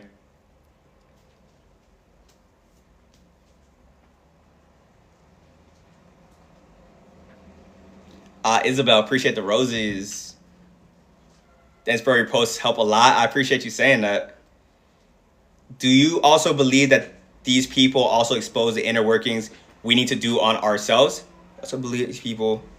Yeah, definitely. I had said with the whole, when I was talking about narcissists, I was saying that at a certain point, we got to take accountability on why we attract these people. And that was me in the beginning. I used to just keep telling myself, why is the world a bad place? Why is everyone a narcissist? When in reality, it's because I wasn't doing the inner work. and I was still attracting these people into my reality. So yeah, a lot of these demons show you that you got to work on yourself sometimes, strengthen your discernment, fix certain blockages you had from the past.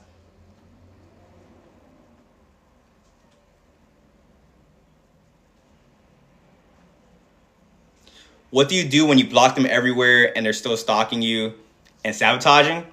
Sabotaging, like in what way? So to this day, I have like a lot of people, I have a social media presence. I'm gonna have people stalking me regardless. But you gotta understand that if people are stalking you, you just gotta like allow it to happen. G-stalking is a thing as well. G-stalking is there to like make you paranoid, make you fearful.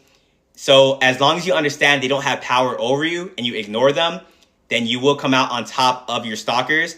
But all that spiritual stuff that we talk about, I do want you to throw it out the window.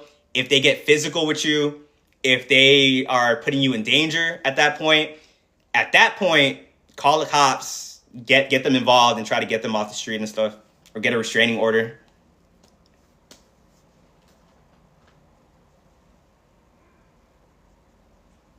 How do you fix certain blockages from your past? Each one's going to be like a little bit different. Like, for example, a lot of you guys got confidence issues. You don't believe in yourself. That one can be fixed with meditation, understanding that you aren't your thoughts. Once you're able to separate the two and your confidence starts growing back up, the inability, your low confidence, what it was blocking, that will be cleared when you have said confidence. So it all depends on what that blockage is. Some of you guys have abandonment blockages. Some of you guys have like the family trauma blockage. Different methods for different ones.